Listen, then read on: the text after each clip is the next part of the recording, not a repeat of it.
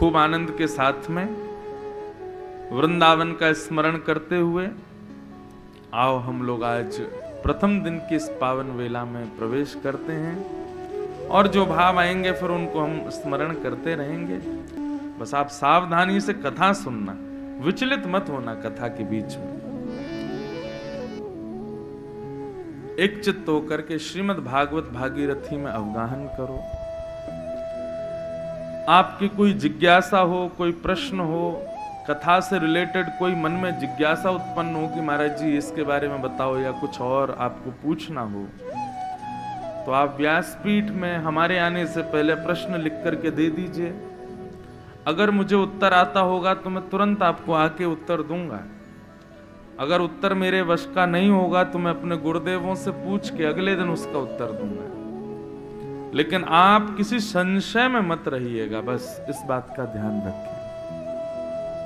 तो भागवत का आज महात्म्य हम लोग सुनेंगे। महात्म्य का मतलब क्या है? महत्व। क्यों हम लोग भागवत की कथा सुनते हैं?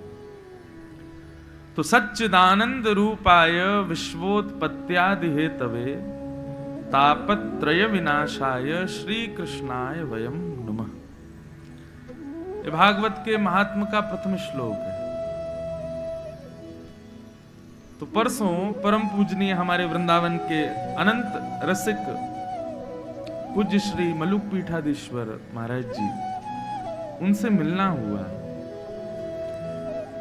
इतनी सुंदर बात उन्होंने कही, सुनकर के मन बड़ा प्रसन्न हो गया। बोले इंद्रेश जी, ठाकुर जी की कितनी बड़ी कृपा है आपके ऊपर, हमारे ऊपर, हम वक्ताओं के ऊपर। मैंने कहा कैसे महाराज जी? बोले देखो, हम लोग दुनिया से कहते हैं कि भजन करो, ठाकुर जी को याद करो, ठाकुर जी का स्मरण करो। अब व्यक्ति करे ना करे ये उसकी इच्छा, उसके भाव पर निर्भर करता है। परंतु हम वक्ताओं पर कितनी कृपा ठाकुर जी की कि हमको तो कान पकड़ के ठाकुर जी ने जबरदस्ती लगा ही रखा है। कोई करे ना करे, वक्ताओं को तो भगवत स्मरण करना ही पड़ेगा। हम बिना भगवत स्मरण करे रह ही नहीं सकते। ठाकुर जी को याद करना ही पड़ेगा, ठाकुर जी की कथा गानी ही पड़ेगी। श्रोताओं के ऊपर तो एक भाव आ सकता है कि आज काम ज्यादा है, आज हम भजन नहीं कर पाएंगे, आज भगवान को याद नहीं कर पाएंगे, आज भक्ति नहीं कर पाएंगे। लेकिन वक्ता, तो मन का एक भाव आया कि कोई भी व्यक्ति अवकाश ले सकता है भक्ति से, भजन से, कथा से, लेकिन वक्ता नहीं ले सकता। वक्ता के पास अवकाश नहीं है। चाहे हमारा सरदर्द हो, चाहे कितनी भी बड़ी विडंबना हमारे ऊपर आ जाए, हमारे परिवार में कितनी भी बड़ी घटना हो जाए, अगर हम वाद्य हैं, कथा के लिए संकल्पित हुए हैं कि हमको कथा सुनानी है, तो हमको कथा सुनानी पड़ेगी। मतलब कान पकड़ के ठाकुर जी ने बैठा रखा है। बोले चाहे कुछ हो जाए, दुनिया इधर उधर हो जाए, प्रलय आ जाए, भूकंप आ जाए, बारिश हो, कुछ भी हो, पंडाल गिर जाए। कई बार तो पंडाल गिर जाते हैं कथाओं में, लेकिन वक्ता को कथा कहनी ही पड़ेगी। तो कितनी बड़ी कृपा है।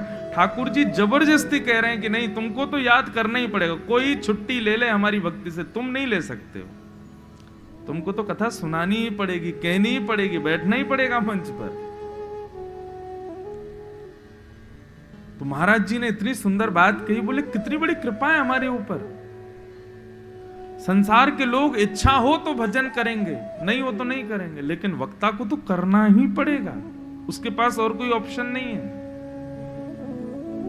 मैंने कहा महाराज जी बहुत सही बात कही आपने।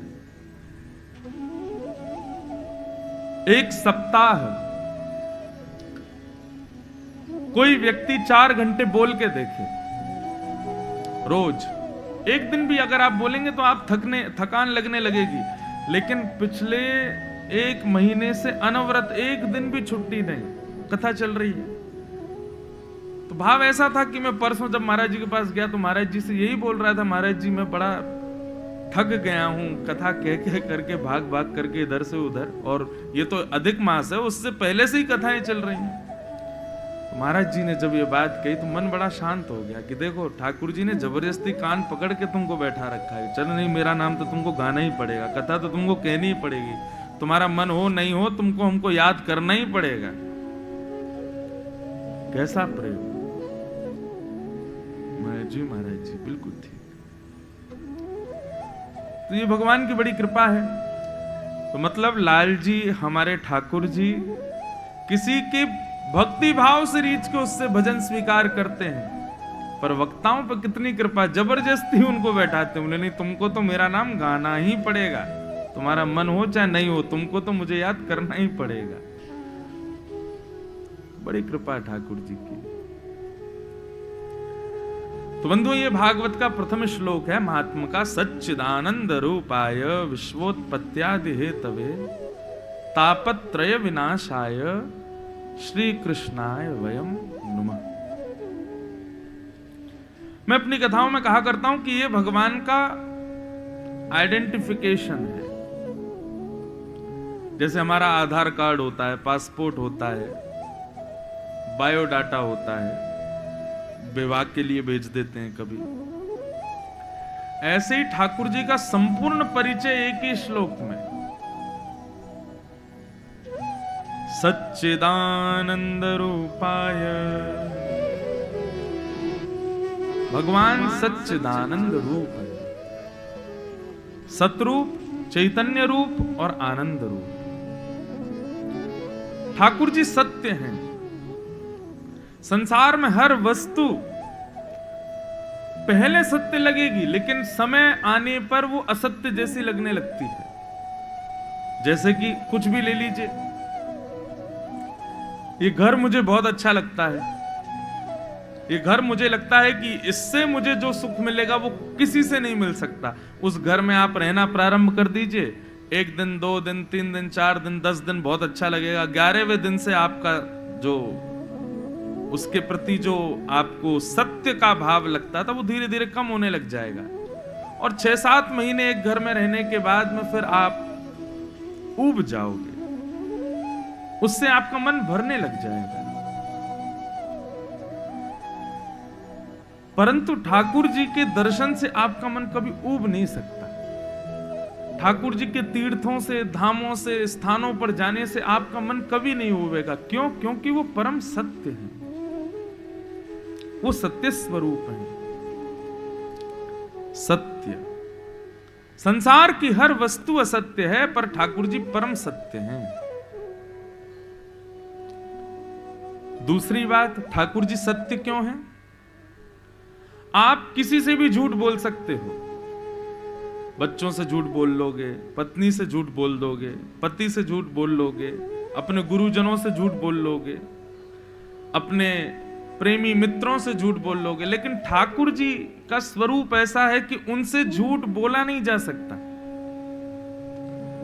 ठाकुर जी का स्वरूप ऐसा है कि उनके सन्मुख जाते ही सत्य स्वीकार होता है। आप पहचान जाओगे कि नहीं, मेरा सत्य यही है।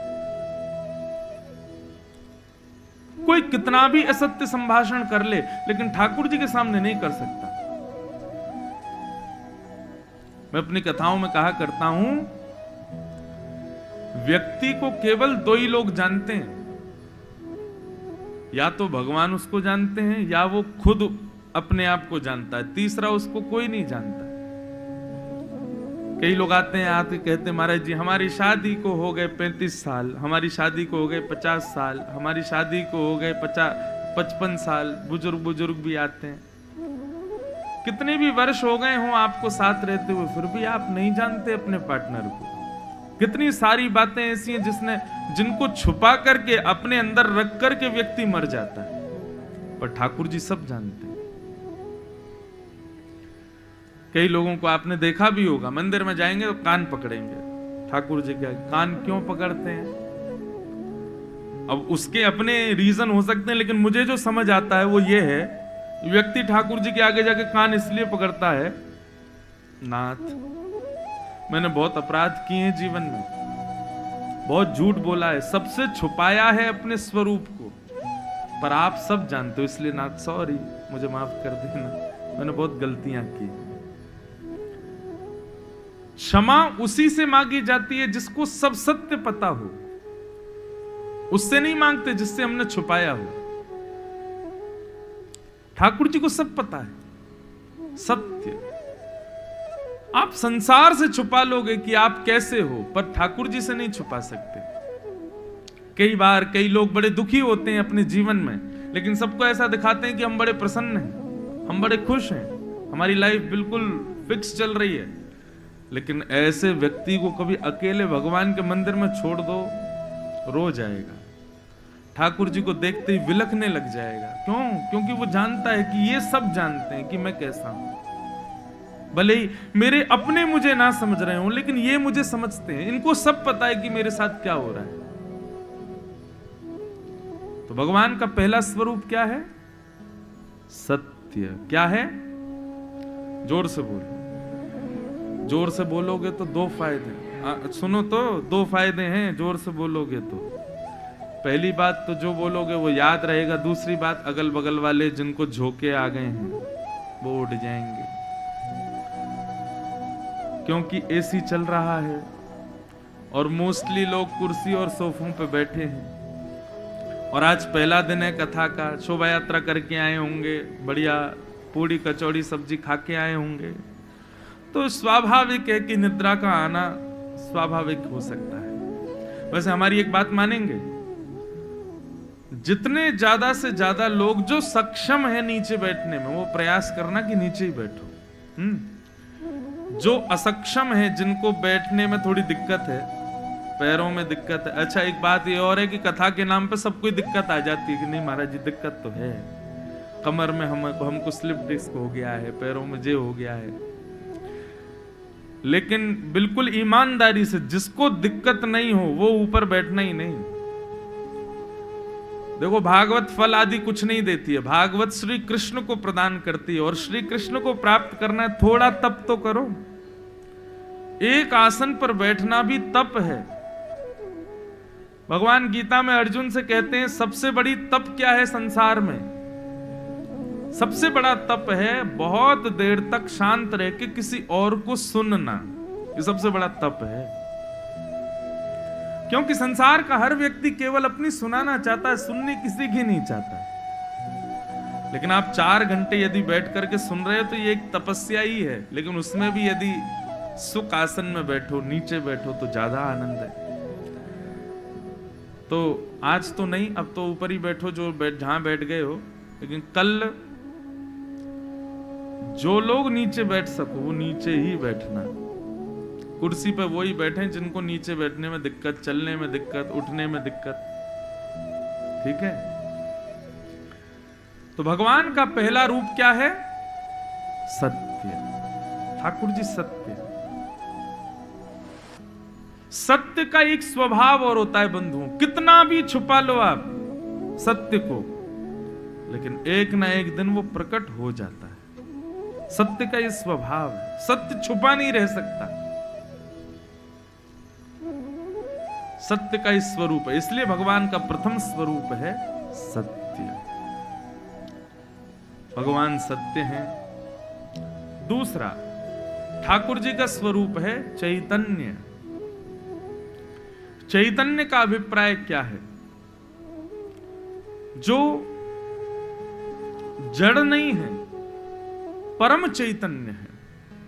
हम लोग कई बार क्या करते हैं कि हम ठाकुर जी को जड़ वस्तु समझने का बहुत बड़ी धृष्टता कर बैठते हैं कि ये तो जड़ है।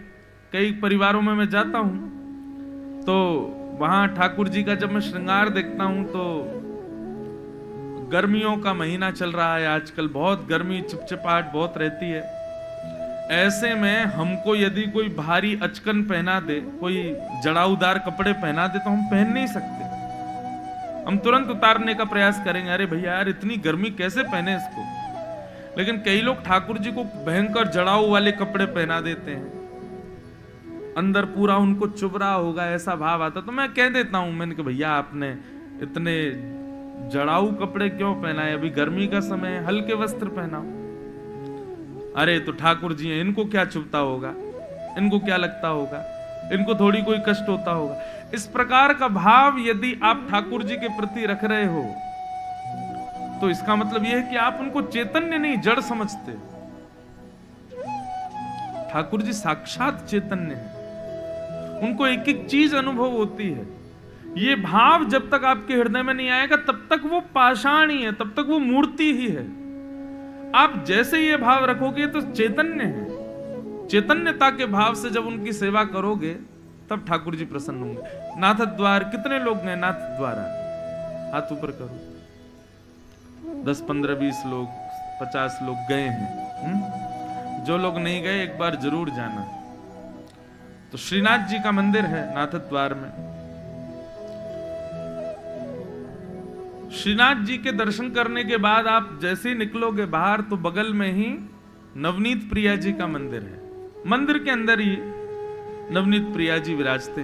इतने छोटे से लड्डू गोपाल हैं और वो श्रीमद वल्लभाचार्य जी के सेवित ठाकुर जी हैं। उन्होंने वल्लभाचार्य जी के साथ में पूरी पृथ्वी की परिक्रमा भी की है। और आज के ठाकुर जी नहीं, बड़े प्राचीन ठाकुर जी नवनीत प्रिया जी। उनको नवनीत प्रिया जी के नाम से सब उच्चारण करते हैं। तो नाथ द्वार का एक नियम है कि जब भोग आता है ना ठाकुर जी का, तो श्रीनाथ जी का जब भोग लगेगा तो सारी भोग सामग्री गर्भगृह में आती है ठाकुर जी के सामने। पर नवनीत प्रिया जी का जब भोग लगेगा, नवनीत प्रिया जी रसोई घर में जाते हैं, छोटी सी गद्दी पर विराजमान होके रसोई में जाते हैं, रसोई में बैठ के भोजन करते हैं। उनके पास भोग नहीं आता, वो भोग के पास जाते हैं। और भोजन प्रणाली का एक नियम होता है कि ठाकुर जी के सन्मुख मीठी वस्तु रखो। ठाकुर जी से थोड़ी दूरी पर कुछ सब्जी आदि रखो, फिर थोड़ी दूरी पर रोटी आदि, चावल आदि जो भी वो वस्तु रखो। फिर सबसे अंत में नमकीन कुछ इस तरीके का भाव रखो। फिर अंत में दूध घर की सामग्री रखो। इस प्रकार एक नियम है ठाकुर जी के भोग। लेकिन यह है कि ठाकुर जी के बिल्कुल सन्मुख मीठी वस्तु होनी चाहिए। भोग ऐसे ही लगाते ठाकुर जी। अच्छा, एक बात और, अभी मैं जगन्नाथपुरी में कथा कर रहा था तो वहां मैंने स्कंद पुराण पढ़ा। तो स्कंद पुराण के पुरुषोत्तम महात्मा में कहते हैं कि भगवान को थाली में नहीं, सारी सामग्री का भोग लगाओ। अब ये संभव तो नहीं है, लेकिन सुन लीजिए कि ठाकुर जी के आगे थाली मत रखो। तो बोले पूरी पूरी कढ़ाई रखो ठाकुर जी के आगे, पूरी पूरी सामग्री रखो। तो उसमें पुरुषोत्तम खंड में वर्णन करते हुए श्री वेदव्यास जी कहते हैं, आपने अगर थाली में ठाकुर जी का भोग रखा, आपको जितना भाया आपने उतना रखा, लेकिन ठाकुर जी को ज्यादा भूख लगी हो तो आप क्या करोगे? एक भाव तो यह है। और हमारे वृंदावन ब्रज का भाव यह है कि सारी सामग्रियां ठाकुर जी के आगे रख के पर्दा कर दो। फिर उसके बाद में श्री राधा रानी पधारेंगी और ठाकुर जी को जो प्रिय लगेगा वो ठाकुर जी को पवाएंगी। तो इसलिए ये भाव की बात है कि थाली ना रख करके पूरी पूरी सामग्री रखो। अब जिन लोगों से संभव नहीं हो पाए वो मत करना, वो तो थाली में ही लगाना। लेकिन जिनसे संभव हो सके तो बड़े बड़े पात्र ले आओ।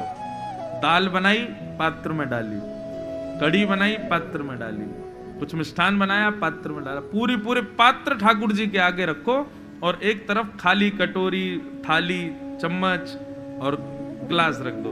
ठाकुर जी अब जो जो आपको भाई रुचि लगे उसको पाओ प्रेम से, और 20-25 मिनट के लिए बाहर रहो, ठाकुर जी प्रेम से भोग लगाएं। अच्छा, एक और बात, पुष्टि मार्ग में ऐसा वर्णन करते हैं कि ठाकुर जी अकेले भोग नहीं लगाते। जैसे ही हम पर्दा कर देते हैं, ठाकुर जी अपने सब सखाओं को बुला लेते हैं। ए मधुमंगल श्री दामा, तन सुखा मन सुखा धन सुखा सबरे आ जाओ, देखो हमारे आज अर्चक ने कितना बढ़िया भोजन बनाया है। अब एक थाली में ही रख दोगे ठाकुर जी के आगे तो बेचारे सारे सखा भूखे रह जाएंगे। और सखा भूखे नहीं रहेंगे, हमारे लाल जी इतने दयालु, सब सखाओं को खिला देंगे, खुद भूखे रह जाएंगे। एक पद आता है, तेरी पैया लागू गिरधर लाल, भोजन अरोगो, ऐसे करके एक पद है अष्ट सखाओं का। उस पद में यशोदा मैया कहती है, लाला तू पूरे दिन भूखो रे, ठाकुर जी बोले क्यों? मैं सुबह गैया चरावे गयो मैया, आपने मुँह को रोटी दही, सब्जी दही, छाछ दही सब लेके तो गयो मैं। मैया बोली मैं सब जानू तो है, तू अपने सखान को खवाया आवे, स्वयं ना खा के आवे। एक कवल बना के मधुमंगल को दिया आवे, एक श्रीदामा को, तन सुखा मन सुखा धन सुखा सवन को, और बचे भाई बछड़ान ने खवा दे, खुद ना खावे, मैं तो सब जानू तो है। तो ठाकुर जी सब सखाओं के साथ प्रसाद पाते हैं। अब एक ही थाली लगाओगे तो ठाकुर जी पता है क्या करते, फिर तो सखाओं को ही खवा देते, भैया तू ही खा। एक ही थाली लगाई है बेचारे ने, लेकिन संपूर्ण सामग्री रखोगे तो ठाकुर जी सबको भी पवाएंगे, खुद भी पाएंगे। तो नवनीत प्रिया जी श्री नाथद्वार में वो स्वयं चल करके जाते हैं और रसोई घर में भोग लगाते हैं। तो नियम है ठाकुर जी के आगे सबसे पहले मीठी सामग्री, फिर थोड़ी खट्टी सामग्री, फिर चावल सामग्री, फिर रोटी, फिर दूध घर की सामग्री ऐसे रखी जाती।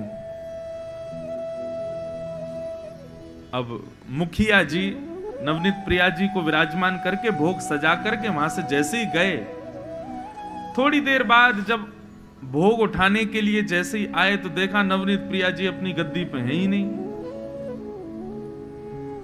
जिस गद्दी पे विराजते थे वहां है ही नहीं।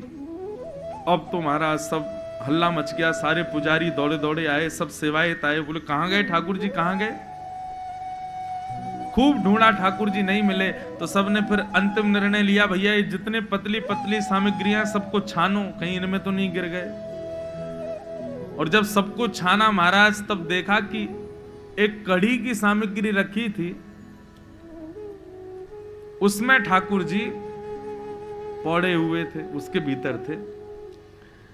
अब तो महाराज मुखिया जी को ऐसा लगा, ठाकुर जी को इतनी बढ़िया लगी कढ़ी की, पूरे कूदे ही गए उसमें। रसोई घर में जाके कह दिया, बोले भैया सुनो, अब तो एक काम करो, महीना भर कढ़ी कढ़ी खवाओ ठाकुर जी को। कढ़ी इतनी बढ़िया लगी, कढ़ी में कूद गए। अब रोज कढ़ी का भोग लगे ठाकुर जी को, कढ़ी कढ़ी खवा में। 10-12 दिन तक कढ़ी का भोग लगा। तो रात्रि में पुजारी जी को सपने में ठाकुर जी रोते हुए मिले। पुजारी जी बोले कहा भयो जय जय, रो क्यों रहे हो? बोले तुम्हें 20 दिन है गए, तुम कड़ी कड़ी खवा रहे हो मुझको। पुजारी जी बोले अरे उस दिन आप कूद गए थे कड़ी में, तो हमको लगी ज्यादा भागई होगी, इसलिए हमने कड़ी का भोग लगा दिया। बोले अरे मैं कड़ी खावे को थोड़ी कूदा। बोले तेने खीर दूर रख दी, मैं तो खीर खावे जा रहा हूं, बीच में कड़ी आ गई, वही मैं गिर गो। अब नेक्सो मेरो स्वरूप, मैं तो खीर खावे जा रहा हूं, बीच में कड़ी आ गई तो यहां हमारे वहां में गिर गयो। ठाकुर जी जड़ नहीं है बंधुओं, ठाकुर जी परम चैतन्य है। कभी उनके प्रति जड़ भाव मत रखो। आप सबके घर में ठाकुर जी विराजमान है। किसी के घर लड्डू गोपाल हैं, किसी के घर युगल सरकार हैं, हमारे ठाकुर जी गिरधर लाल हैं। सबके घर युगल सरकार, लड्डू गोपाल ठाकुर, ऐसा कोई वैष्णव घर नहीं होगा जहां ठाकुर जी ना बैठे हो। और मेरे ख्याल से इस सभागृह में जितने लोग बैठे हैं, किसी का भी घर ऐसा नहीं होगा जहां ठाकुर जी ना हो। बस वो सदा ऐसे ही रहते हैं। कभी उनको ऐसे देखा कि आज ठाकुर जी ने अपना हाथ पीछे कर लिया, कभी नहीं होता। क्यों? क्योंकि हमारे भीतर उनके प्रति जड़ भाव है। हमने कभी उनको चैतन्य माना नहीं। कभी ठाकुर जी आपसे बोले हो कि भैया आज तेने दाल बहुत जोर की बनाई, कल और बना दी हो, कभी ऐसा हुआ? स्वप्न कभी ठाकुर जी आकर के ऐसे कह के गए हो कि भैया आज तुमने दूध बहुत बढ़िया बनाया, कल भी ऐसा बना? कभी नहीं होता। क्यों? क्योंकि हमारा भाव है कि ये जड़ है। उनको परम चैतन्य मानो। श्रीमद् भागवत के महात्म के पहले श्लोक में ही वर्णन कर दिया कि ठाकुर जी जड़ नहीं है, ठाकुर जी चैतन्य है। जैसे वो एक संगीत है, एक गीत है, मानो तो मैं गंगा मां हूं, ना मानो तो बहता पानी। ये मानना इसको ही कहते हैं भाव। ठाकुर जी के प्रति यदि भाव रखो तो क्यों नृसिंह भगवान खंभ से प्रकट हो गए? क्या भगवान खंभ में रहते हैं? हमारे पूज्य पिताजी कहते हैं कि एक माता जी बोली कि मेरा पुराना घर टूट रहा था, मैंने खूब खंभे तोड़वाए, लेकिन नृसिंह भगवान आए नहीं। भगवान खंभे में थोड़ी रहते हैं।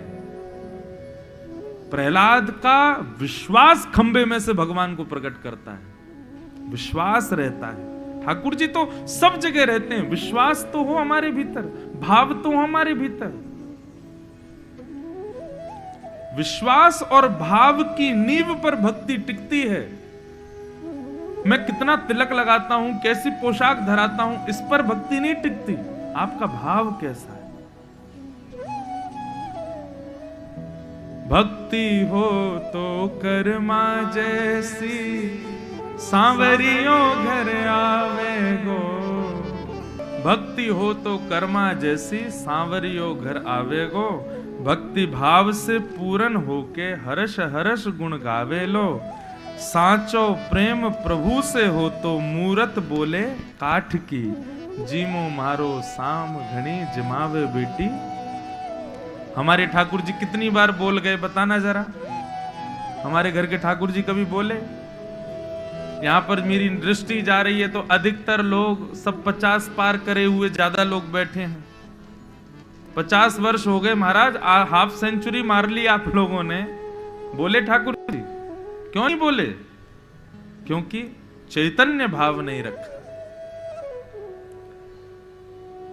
पुरुषोत्तम मास है बंधुओं।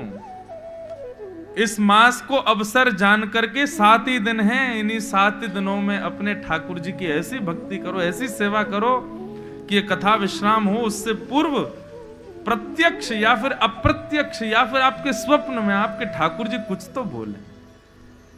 ऐसी भाव भक्ति प्रकट करो बंधुओं। ये भागवत कथा का यही सार है। आपको ना तो धन मिलने वाला है कथा सुनने से, ना आपकी प्रॉपर्टी बहुत ज्यादा हो जाएगी, ना आपकी फैक्ट्रियां चलने लगेंगी, ना आपका व्यापार बहुत ऊंचाई पकड़ेगा। ये सब पुण्य नहीं मिलते भागवत की कथा से। भागवत की कथा से केवल कृष्ण मिलता है। जो व्यक्ति पुण्य की कामना से, अपने व्यापार की वृद्धि की कामना से, अपने इष्टों के, अपने पूर्वजों की मुक्ति की कामना से कथा सुनते हैं, क्षमा करिए आप गलत स्थान पर बैठे हो। क्योंकि भागवत केवल आपको कृष्ण देगी और कुछ नहीं दे सकती। यहां तो कृष्ण की कामना करो। तो भगवान कैसे हैं? चैतन्य हैं, परम चैतन्य, चैतन्य भक्ति। ठाकुर जी को परम चैतन्य मानो। तो भगवान का पहला रूप क्या है? सत्य। ठाकुर जी का दूसरा रूप क्या है? चैतन्य। भगवान चैतन्य है। और ठाकुर जी का तीसरा स्वरूप क्या है? मेरे पीछे जो ठाकुर जी, बताओ कौन से ठाकुर जी हैं ये? पुंडलीक वरदे श्री हरि विठल ज्ञान देव तुकाराम श्री पंडरीनाथ भगवान की। श्री विठल भगवान। कहां तो हमारे ठाकुर जी ऐसे खड़े होते हैं, कहां तो हमारे ठाकुर जी ऐसे खड़े होते हैं, कहां हमारे ठाकुर जी हाथ में माखन लिए ऐसे बैठते हैं। ये अलग ही स्वरूप है ठाकुर जी का। दोनों भुजाएं कमर पर लेकर के खड़े। एक अभंग गाया जाता है मराठी में। सुंदर ते ध्यान उभे विटेवरी, सुंदर ते ध्यान उभे विटेवरी, सुंदर ते ध्यान। जिनका ध्यान इतना सुंदर है, ऐसे श्री पंडरीनाथ भगवान वीट कहते हैं ईंट को, उसके ऊपर खड़े हैं। क्यों खड़े हैं? अब ये स्वरूप भी परम चैतन्य का दर्शन करा रहा है।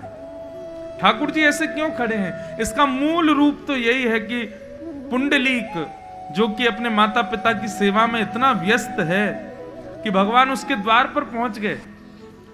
विठ्ठल भगवान उसके द्वार पर पहुंचे और पहुंच करके बोले, पुंडलीक चलो बाहर आओ, मैं जगत नियंता जगदाधार जगदीश्वर द्वारिकाधीश तुमको दर्शन देने आया हूं।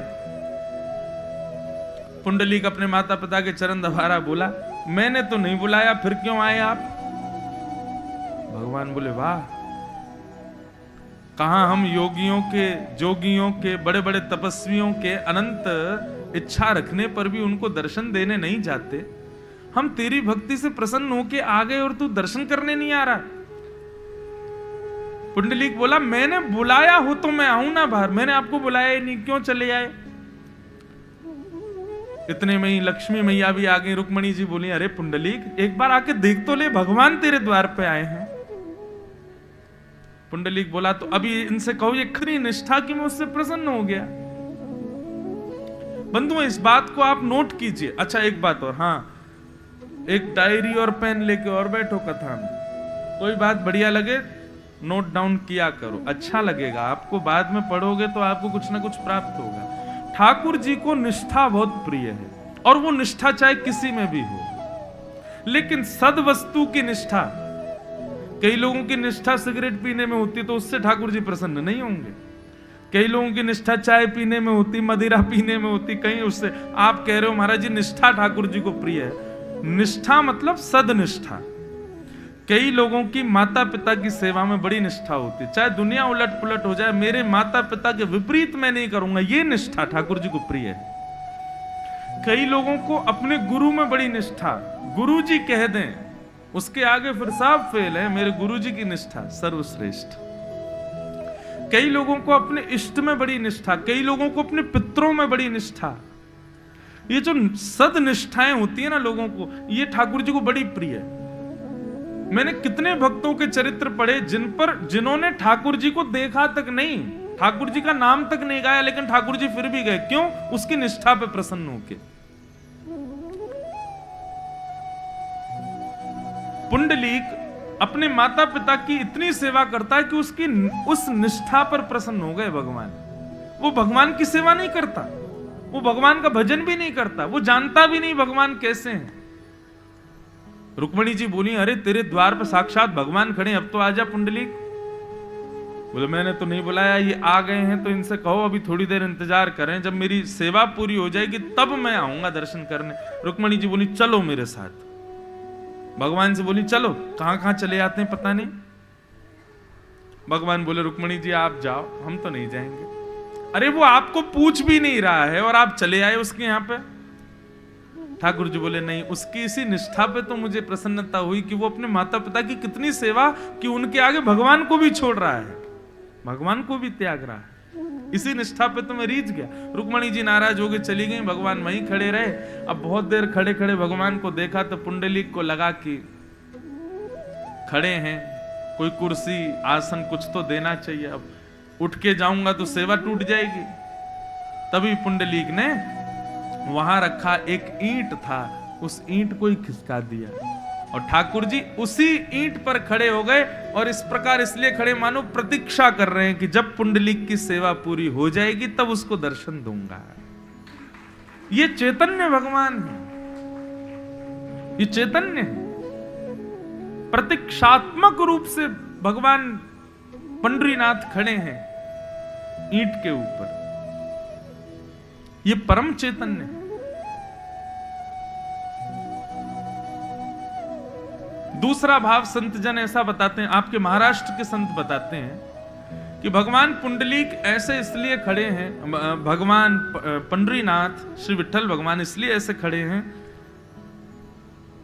कि जो भक्त उनकी शरण में चला गया, ठाकुर जी उस भक्त को चरणों से उठा करके पीछे खड़ा कर लेते हैं और मानो उसके ऊपर आने वाली आपत्ति विपत्तियां अलाएं बलाएं सबके आगे ऐसे खड़े हो जाते हैं। बोले, तुम इसका बाल बांका करके तो दिखाओ, इसके आगे मैं खड़ा हूं, तुम इसका स्पर्श नहीं कर पाओगे, ये मेरे आश्रय में है।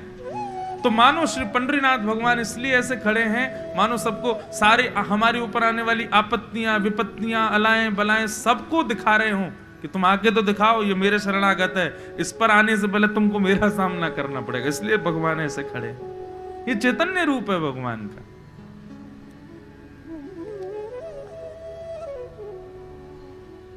तो भगवान चैतन्य है बंधु, बस कोई भाव रखे उनके प्रति चैतन्य का। आज भी पंढरपुर में श्री पंडरीनाथ भगवान को ये पीला चंदन का, केसर का चंदन लगाया जाता है ठाकुर जी को बढ़िया बीच में माथे पर, और उसके बीच में काली बिंदी लगाई जाती है, इस स्वरूप में भी विद्यमान है। ये काली बिंदी क्या है पता है? जितने दर्शनार्थी पंढरपुर भगवान पंढरीनाथ भगवान विठ्ठल भगवान के दर्शन में खड़े होते हैं लाइन में, कतारों में, ठाकुर जी कहते हैं भैया मैं भक्त की प्रतीक्षा में खड़ा हूं, परंतु भक्त को मेरी प्रतीक्षा करनी पड़ रही है, ये मुझे स्वीकार नहीं है। और लेकिन क्या करें, लाखों लोग आते हैं तो प्रतीक्षा करनी पड़ती है सबको दर्शन के लिए। तो भगवान पंढरीनाथ उस प्रतीक्षा भक्तों को करनी पड़ती है। इस अपराध को नष्ट करने के लिए रात्रि में श्री पंढरीनाथ भगवान के मंदिर में झाड़ू लगती है, और जहां जहां भक्त खड़े होकर प्रतीक्षा करते हैं वहां वहां की रज को इकट्ठा करके, छान करके, चंद्रभागा नदी का जल मिला के ठाकुर जी के माथे से लगाया जाता है। अपने प्रत्येक भक्त की चरण रज को ठाकुर जी माथे से लगाते हैं। ऐसे श्री पंढरीनाथ भगवान, ये परम चैतन्य। हमारे घर में जो ठाकुर जी हैं, अष्ट धातु के हैं, मार्बल के हैं, काले मार्बल के, कभी भी कोई पूछे मना कर देना नहीं, हमारे साक्षात चैतन्य ठाकुर जी हैं। कोई पूछे कौन सी मूर्ति है, मूर्ति नहीं है भैया, वो साक्षात भगवान है, साक्षात हमारे ठाकुर जी। उनके प्रति चैतन्य भाव। तो भगवान का पहला रूप सत्य, दूसरा चैतन्य, और तीसरा आनंद। भगवान आनंद। जब आप उनके प्रति सत्य का भाव रखोगे, जब आप उनके प्रति चैतन्य का भाव रखोगे, तो वही ठाकुर जी जो आपके घर में बैठे हैं वही आपको आनंद प्रदान करेंगे। ठाकुर जी की कथा, ठाकुर जी का दर्शन, ठाकुर जी के मंदिरों का दर्शन, ठाकुर जी के तीर्थ धामों का दर्शन, ये सुख नहीं देता बंधुओं, आनंद देता है। चाहे आप वृंदावन जाओ, चाहे आप पंढरपुर जाओ, चाहे आप नाथ द्वारा जाओ, कहीं भी जाओ, भले ही कितनी भी दुविधाएं आमे रास्ते में, चाहे कितनी भी दुविधाएं आमे दर्शन करने में, लेकिन जैसे ही ठाकुर जी के समीप पहुंचोगे, उनका दर्शन करते ही आपकी सारी दुविधाएं, सारी विपत्तियां, जितना कष्ट हुआ सब नष्ट हो जाता है। क्यों? क्योंकि भगवान आनंद स्वरूप है, वे परम आनंद स्वरूप। सच्चिदानंद रूपाय। हमारे पूज्य गुरुदेव जो मुझे अध्ययन कराते हैं, उनका मेरे पास फोन आया, तो वो फोन पे पढ़ाते हैं मुझे ज्यादातर। उन्होंने एक और नई व्याख्या सुनाई। उन्होंने कहा जो परम सत्य भगवान को अपने चित्त में धारण करता है वो परम आनंद में रहता है, इसलिए सच्चिदानंद। जो परम सत्य ठाकुर जी को अपने चित्त में धारण करता है वही आनंदित रहता है, इसलिए यहां पर सच्चिदानंद ये भाव कहा गया। सच्चिदानंद रूपाय विश्वोत्पत्त्यादि हेतवे। विश्व की उत्पत्ति करना, पालन करना और संहार करना, ये तीन भगवान के काम हैं। तीन भगवान के रूप, तीन भगवान के कर्म। बंधुओं, ठाकुर जी के लिए संसार एक खिलौना है। जैसे एक बालक पहले तो माता पिता से जिद करता है कि मुझे खिलौना दिलाओ। माता पिता खिलौना दिला देते हैं तो 2-4 दिन तो खेलता है, फिर उसको तोड़ देता है। ठीक वैसे ही ठाकुर जी के लिए भी हम सब खिलौना ही है बंधु। ये सृष्टि प्रकृति पूरी खिलौना है। हम जितने दिन उनका मुखोल्लास करेंगे, जितने दिन उनको आनंद कराएंगे, ठाकुर जी जैसे बालक उस खिलौने से ज्यादा प्यार करता है जो खिलौना उसको बहुत सुख देता है। जो खिलौने से सुख मिलना बंद हो जाता है तो बालक उस खिलौने को उठा के या तो फेंक देता है या फिर अलमारी में धर देता है, उसको ज्यादा प्रयोग में नहीं लाता। लेकिन बालक को जो खिलौना सदैव सुख देता है, जिससे उसको बड़ा आनंद आता है, ऐसे खिलौने को वो सदैव अपने संग रखता है। ठीक वैसे ही बंधुओं, भक्ति के द्वारा, भाव के द्वारा, नियमों के द्वारा हम आप सब लोग जितना ठाकुर जी का मुखोल्लास करेंगे, ठाकुर जी उतना हमको अपने सामीप्य में रखेंगे, उतना हमको प्रेम करेंगे। हम सब खिलौने हैं ठाकुर जी के। ठाकुर जी हमारे साथ खेल रहे हैं। और एक बात और कहूं, जो खिलौना बालक को बहुत प्रिय होता है बालक उसको एक क्षण के लिए भी आराम नहीं करने देता। मतलब जो व्यक्ति रूपी खिलौना ठाकुर जी को ज्यादा पसंद आ गया, विपत्तियां भी सबसे ज्यादा उसी के जीवन में ही आएंगी। क्यों? ठाकुर जी की नजर 24 घंटे उसी पे ही रहती है, तो 24 घंटे उसको कुछ ना कुछ एक विपत्ति दूर नहीं होगी, दूसरी विपत्ति दे देंगे। स्वामी विवेकानंद अपने प्रवचन में एक बात कहते थे, अगर आपकी लाइफ बहुत इजी चल रही है, जैसा आप चाहते हो वैसा सब हो रहा है, जो आप सोचते हो तुरंत पूरा हो जाता है, तो इसका मतलब आप जी ही नहीं रहे हो। ठाकुर जी की आप पर दृष्टि नहीं है। क्यों? आप जैसा चाहते हो वैसा आपके साथ हो रहा है, जो विचार करते हो वो पूर्ण हो जाता है, जिस कार्य को करने जाते हो 2 मिनट में सिद्ध हो जाता है। तो इसका मतलब ये कि आप जी नहीं रहे हो।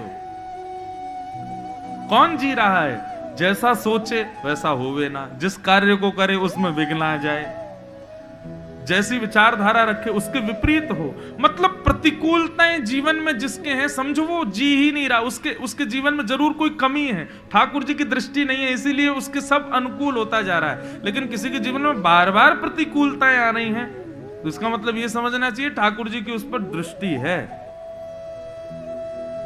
इसको इस प्रकार समझिए, विद्यालय हम सब लोग गए हैं, मैं भी गया हूं, आप लोग भी गए हो, सब स्कूल गए हैं पढ़ने के लिए। जो बच्चा पढ़ने में अच्छा होता है, टीचर्स की भी एक्सपेक्टेशन उसी से ज्यादा होती है कि अच्छा करेगा, अब भी अच्छा करेगा, अगले टेस्ट में भी अच्छा करेगा, अगले एग्जाम में भी अच्छा। लेकिन जो बच्चा पढ़ता ही नहीं है, जो कुछ करता ही नहीं है, जिसका कभी काम पूरा नहीं होता, जो कभी असाइनमेंट्स अपने सबमिट नहीं करता, जो टेस्ट में भी फेल होता है, एग्जाम्स में भी फेल होता है, तो 2, 4, 5 बार तो समझाते हैं टीचर्स, लेकिन जब बार बार उसकी वही गति होती है तो फिर टीचर्स क्या कहते हैं? तुम्हारी परीक्षा लेने से कोई फायदा नहीं, तुम्हारा टेस्ट लेने से कोई फायदा नहीं, तुम किसी काम के हो ही नहीं हो, तुम तो बढ़िया स्कूल में पीछे वाली सीट पे बैठा करो, सोया करो आके, क्यों? पढ़ना तुमको है नहीं, तो फिर तुमसे क्या ही एक्सपेक्ट करें। जब बालक अच्छे से पढ़ता नहीं है तो उसके टीचर्स माता पिता को बुलाते हैं, बोले इसको घर ही रखो, घर बार देखे और कोई काम, क्योंकि इसका पढ़ाई में मन नहीं है। और वो बालक चाहता भी वही है कि मुझको स्कूल ना भेजा जाए, मुझे घर ही रखा जाए, तो मतलब उसकी मनवांछित इच्छा पूरी भी होती। लेकिन जो इंटेलिजेंट बच्चे होते हैं, बार बार उनका टेस्ट लिया जाता है और कठिन किया जाता है उनके एग्जाम्स को। क्यों? ताकि उसकी स्किल्स को परखा जा सके कि कितना अच्छा है। ऐसे ही बंधुओं, ये संसार एक हमारी परीक्षा है, 3 घंटे की परीक्षा होती है। ऐसे ही यहां पर 3 युवाओं की परीक्षा है, 3 अवस्थाओं की परीक्षा, युवावस्था, बाल अवस्था, युवावस्था, वृद्धावस्था। परीक्षाएं हम पार कर रहे हैं, लेकिन अनुकूल सब बढ़िया ही बढ़िया, अच्छा ही अच्छा सब चले तो समझो वो व्यक्ति परीक्षा दे ही नहीं रहा है। लेकिन बार बार विपत्ति आवे, बार बार प्रतिकूलताएं आवे, बार बार विपत्तियां आवे, तो समझो ठाकुर जी की तुम पर दृष्टि है, इसीलिए तुम्हारी परीक्षा ले रहे हैं। परीक्षाओं से कभी घबराना नहीं बंधु। लाइफ में कितने भी चैलेंजेस आवे, कितनी भी विपत्तियां आवे, कितनी भी प्रतिकूल स्थिति आवे, हर स्थिति को सहो, हर स्थिति को डट करके जियो, उससे लड़ो। लड़ने के लिए आए, योद्धा हैं हम सब, और अपने कर्मों से लड़ रहे हैं। लेकिन कई लोग हार मान जाते हैं, टूट जाते हैं, नहीं कर पाते। अरे ये तो वही बात हो गई कि एग्जामिनेशन हॉल में एग्जाम पेपर देख करके आप सिर पे हाथ धर के बैठो, क्या करें, हम तो पढ़े ही नहीं, हम तो करे नहीं, आता ही नहीं कुछ भी। और बीच बीच में ये जो भागवत की कथाएं होती है ना, ये आपका ट्यूशन है। जैसे बच्चे को एग्जाम से पहले ट्यूशन पढ़ाया जाता है ताकि वो अच्छा प्रदर्शन करे, इसलिए ये भागवत की कथाएं, राम कथाएं, महाभारत की कथाएं, संत जनों के प्रवचन, ये सारे ट्यूशंस हैं। इनको लेकर के अपने जीवन रूपी एग्जामिनेशन को अच्छे से हल करो, जियो, उसको आगे बढ़ो, उसमें रुको मत, घबराओ मत। तो भगवान के हम सब खिलौने हैं, हम सब ठाकुर जी के खेल हैं, ठाकुर जी खेल रहे हैं हमारे साथ। इसीलिए हमारी हर स्थिति को ठाकुर जी की प्रशंसा समझो और अपने इस जीवन रूपी खेल से ठाकुर जी का मुखोल्लास करो, आनंद करो, घबराओ नहीं। विश्वोत्पत्त्यादि हेतवे, विश्व की उत्पत्ति, पालन और संहार ये भगवान का कर्म है, खेल है ठाकुर जी का। तापत्रय विनाशाय, 3 प्रकार के तापों का विनाश करने वाले, आदि दैविक, आदि भौतिक, आध्यात्मिक तापों का जो विनाश करते हैं, ऐसे श्री कृष्णाय वयम नमः। अच्छा एक बात सुनिए बंधु, क्या भगवत सन्निधि लेने से, ठाकुर जी के शरणागत होने से क्या जीवन में दुख नहीं आते? फिर ऐसा नहीं है।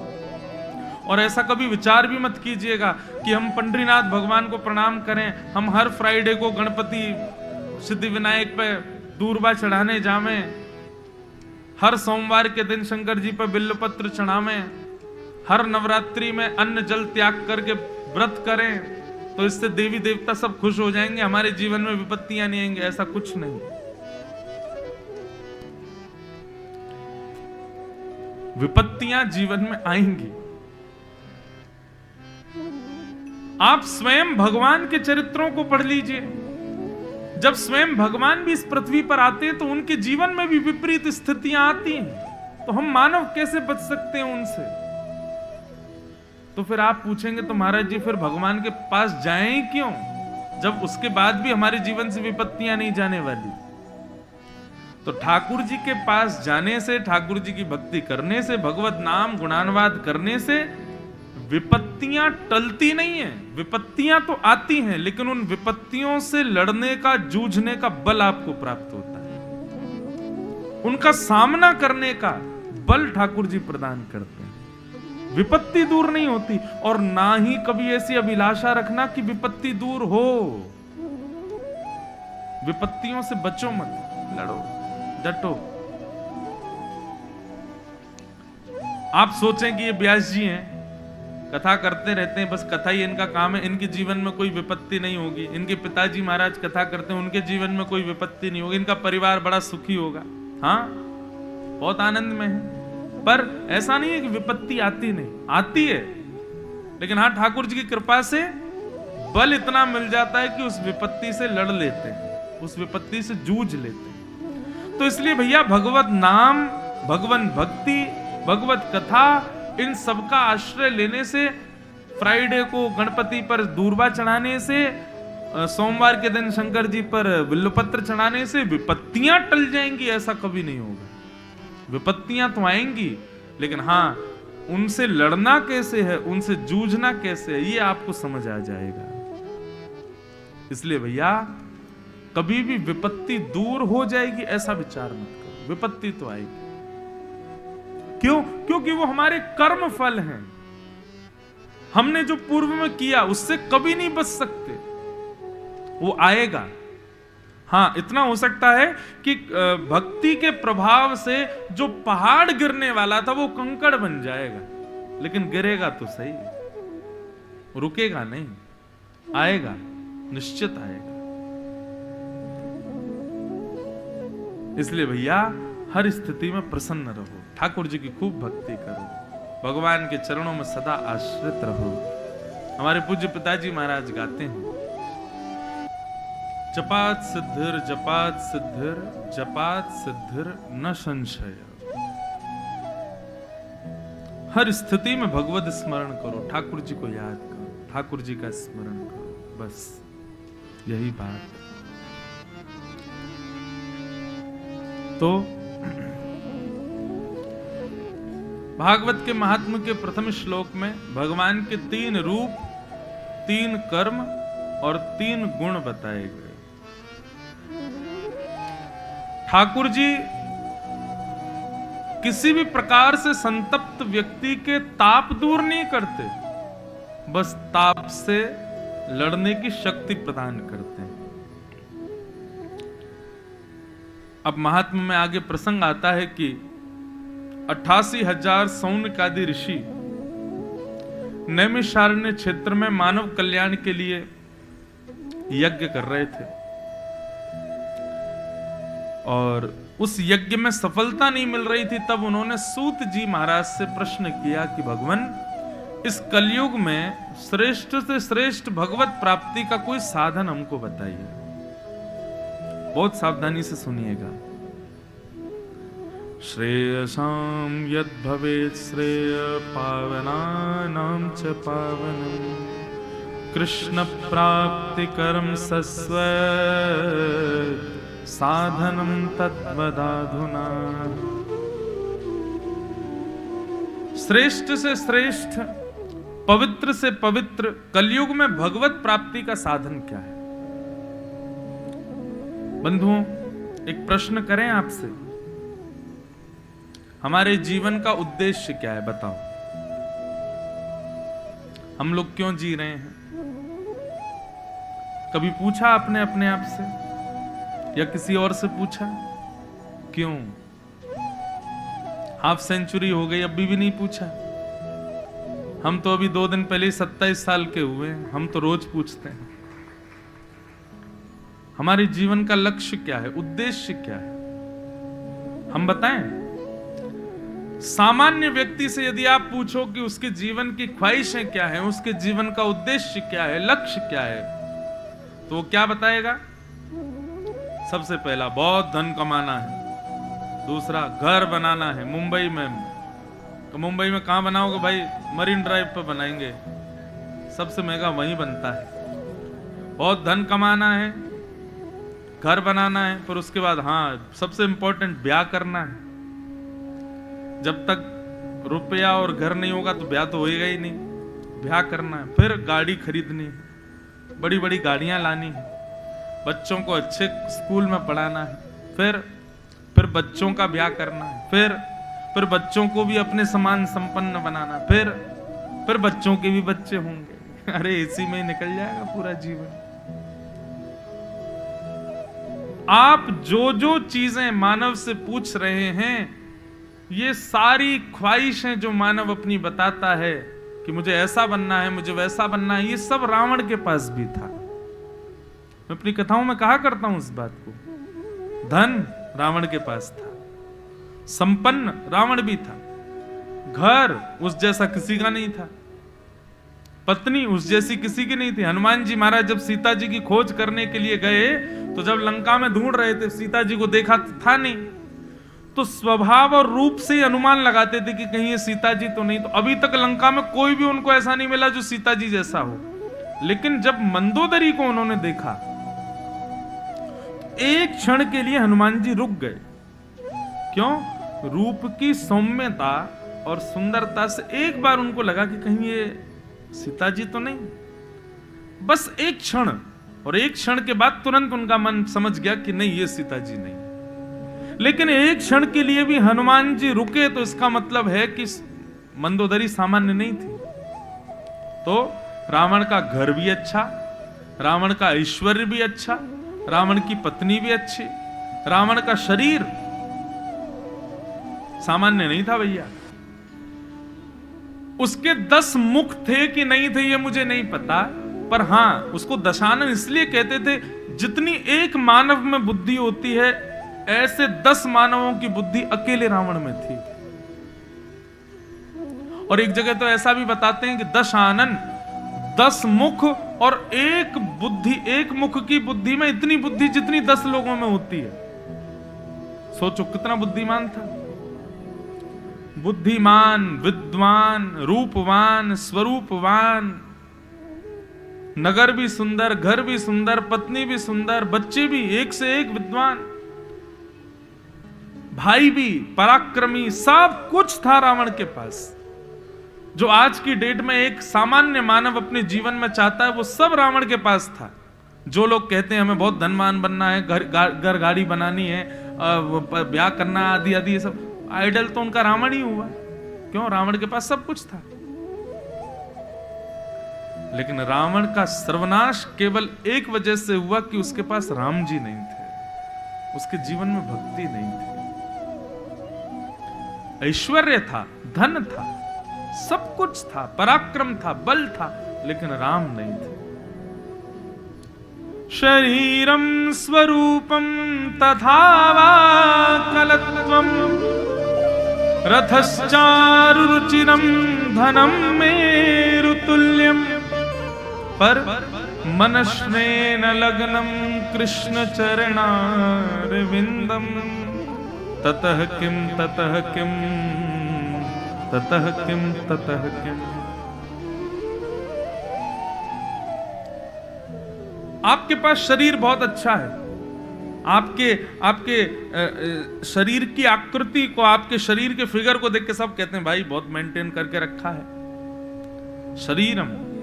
शरीर बहुत अच्छा है। स्वरूपम, रूप भी ऐसा कि एक बार कोई देख ले तो कहे कि महाराज ठाकुर जी ने बड़ी फुर्सत में बनाया है। शरीरम स्वरूपम तथा वा कलत्वम, पत्नी और पति, पत्नी को पति और पति को पत्नी, वो भी बड़े सुंदर मिले हैं। रथश्चारु रुचिरम धनम मेरु तुल्यम, 10-5 गाड़ियां खड़ी हैं महाराज गराज में, और मेरु पर्वत के समान धन दिया ठाकुर जी ने। लेकिन इन सबको मिलने के बाद भी मनश्रेण लग्नम कृष्ण चरणारविंदम, मन आपका कृष्ण चरणारविंदों में नहीं लगा तो आपका रूप बेकार, आपका यौवन बेकार, आपकी पत्नी बेकार, आपके धन बेकार, आपकी गाड़ियां बेकार, आपका जीवन व्यर्थ है। क्योंकि आपने केवल सांसारिक जीवन जिया, संसार को दिखाने के लिए जिया, संसार में श्रेष्ठ बनने के लिए जिया, और उसके बाद भी आप कुछ नहीं कर पाए। लेकिन रूपवान हो लेकिन तिलक लगाते हो, सुंदर शरीर है लेकिन उस शरीर पर भगवत सन्निधि वाली पोशाक धारण करते हो, सुंदर पत्नी है लेकिन पत्नी को भी भगवत कथा सुनाते हो, बहुत गाड़ियां हैं पर उन गाड़ियों से तीर्थ यात्राएं करते हो, बच्चों को ले ले करके धाम जाते हो।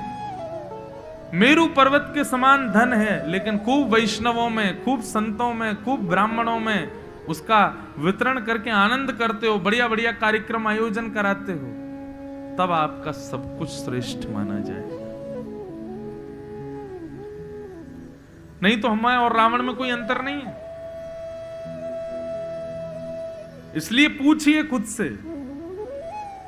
आपके जीवन का लक्ष्य क्या है, आपके जीवन का उद्देश्य क्या है, क्यों जी रहे हैं हम? क्या केवल हंसने, खाने, पीने, रोने, इसी के लिए हमारा जन्म हुआ? सुबह उठो, पूरे दिन खाओ पियो, रात में सो जाओ, फिर सुबह उठो, खाओ पियो, सो जाओ, सुबह उठो, खाओ पियो, सो जाओ, ऐसा ही तो जीवन चलता आ रहा है। इसके अलावा और किया क्या एक्स्ट्रा हमने? अरे आप कहोगे हमने बिल्डिंग बनाई, बिल्डिंग भी क्यों बनाई? इसीलिए बनाई कि उससे भी खाने को ही मिले, उससे भी सोने को ही मिले, उससे भी भोगने को ही मिले। केवल भोग भोग भोग कितना भरते जा रहे हैं। डस्टबिन भी एक समय आप पर भर जाता है लेकिन हमारा शरीर कभी नहीं भरता। कितना भी उपभोग करा दो, आंखों को कितनी भी सुंदरता दिखा दो, फिर भी ये तड़पती रहती हैं। कानों को कितना भी संगीत सुना दो, फिर भी ये व्याकुल ही रहते हैं।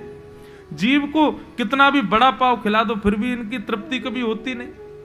हाथों को कितना भी स्पर्श करा लो, फिर भी तृप्त नहीं। पैरों को कितना भी घुमा लो, फिर भी तृप्त नहीं। माफ कीजिएगा, बुढ़ापे में इंद्रियां शिथिल हो जाती हैं लेकिन इच्छाएं तो तब भी होती हैं कि हमको खिलाना, हमको खाना मिले, हमको घूमने को मिले, हमको सब कुछ, बस इंद्रियां साथ नहीं देती। इसलिए बुढ़ापे को बहुत खतरनाक बताया जाता है। क्यों? क्योंकि इच्छाएं तो पूरी पूरी पूरी प्रकट होती हैं। जब बच्चे टिकिया खाते हैं, गोलगप्पा, तो क्या लगता है बिना दांत वाली अम्मा बाबा का मन नहीं करता? खूब करता है, लेकिन कैसे खाएं, दांत ही नहीं है। जब बच्चे कहते हैं हम स्विट्जरलैंड जा रहे हैं, तो क्या बुजुर्गों का मन नहीं होता? होता है, लेकिन वो सोचते हैं जाएंगे, घुटनों में दर्द हो जाएगा, इससे बढ़िया घर ही रहो। इच्छा तो पूरी होती है लेकिन कर नहीं सकते।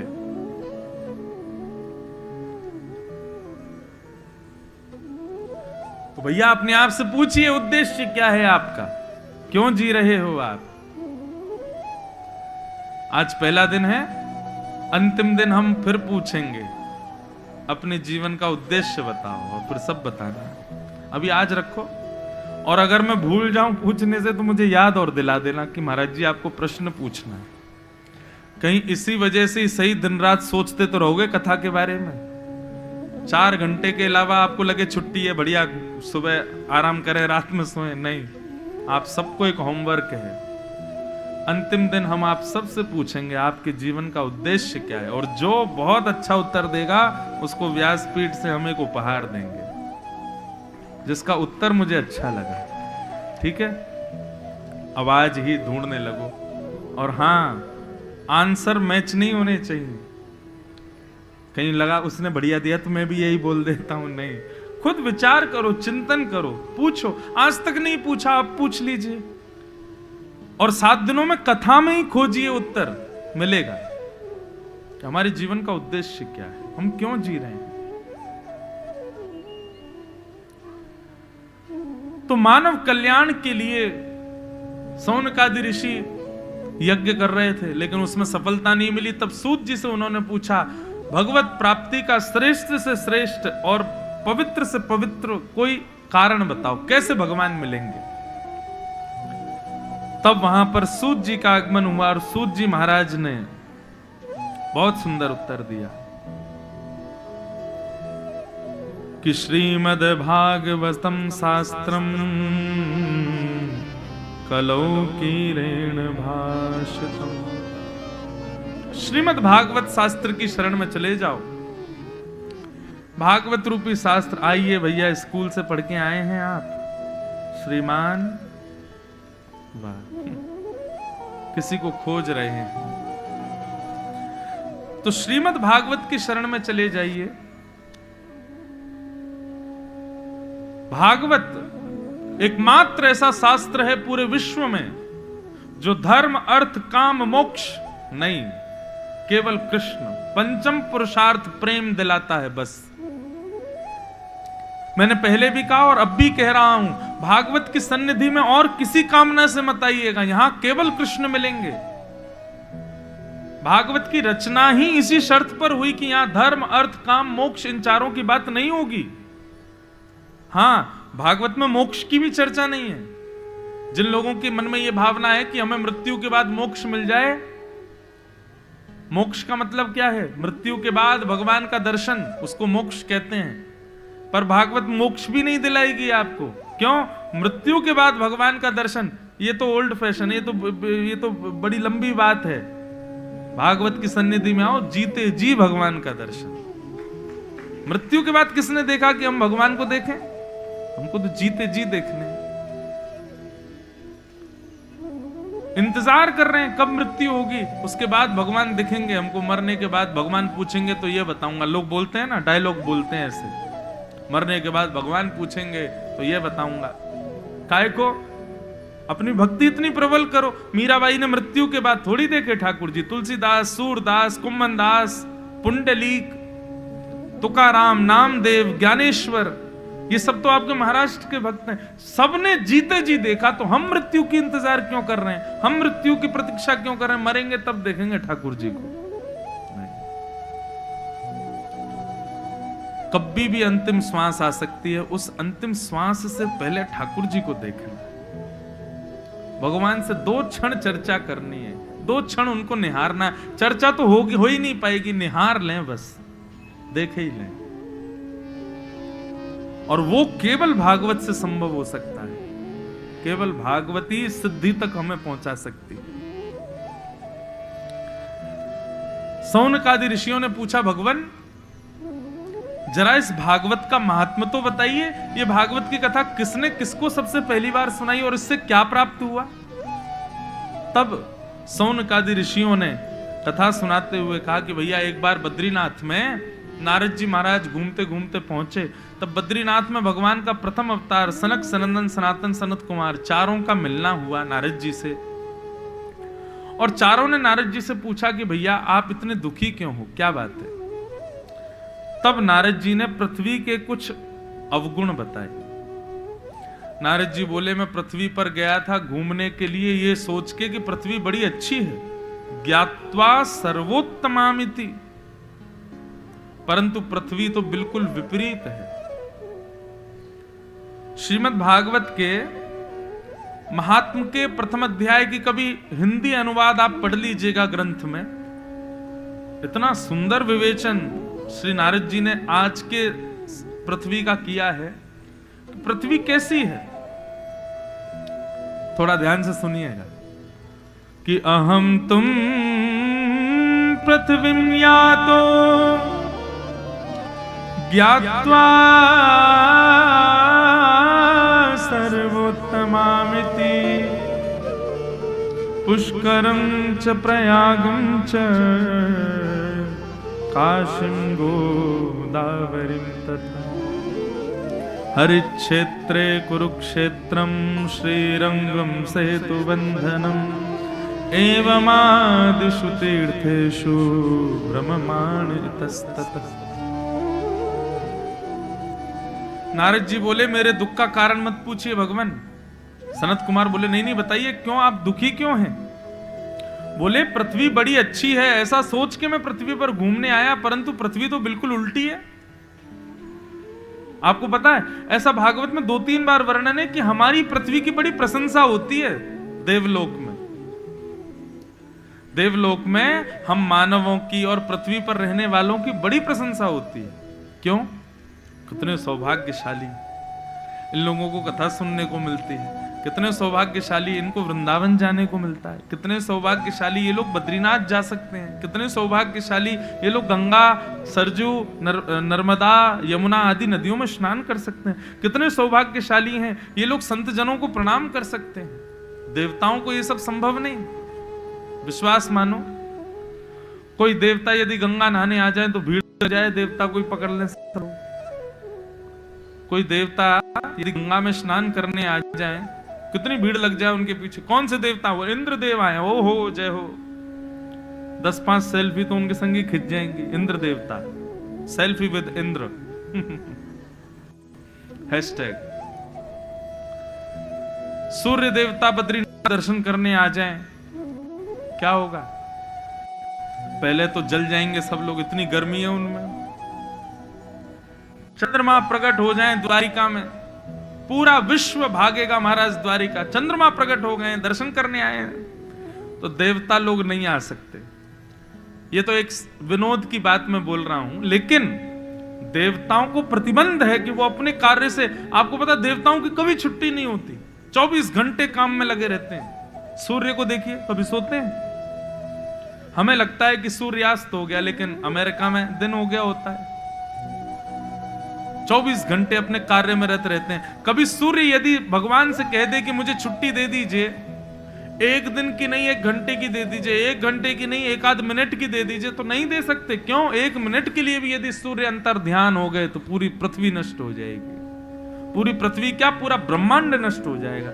इसलिए सूर्य कभी कथा में नहीं आ सकते, सूर्य कभी तीर्थ नहीं जा सकते, सूर्य कभी भ्रमण नहीं कर सकते।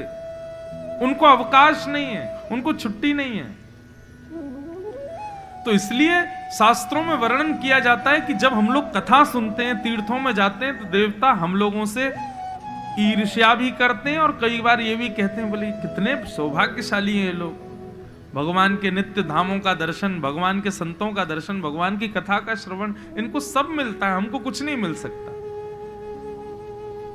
कहां तक कहें, जब हनुमान जी सूर्य से पढ़ने के लिए गए, गुरु जी है ना, तब भी हनुमान जी को चलते चलते ही पढ़ाया सूर्य ने। क्यों? रुक नहीं सकता मैं। हनुमान जी उल्टे उल्टे चलते थे पढ़ते हुए।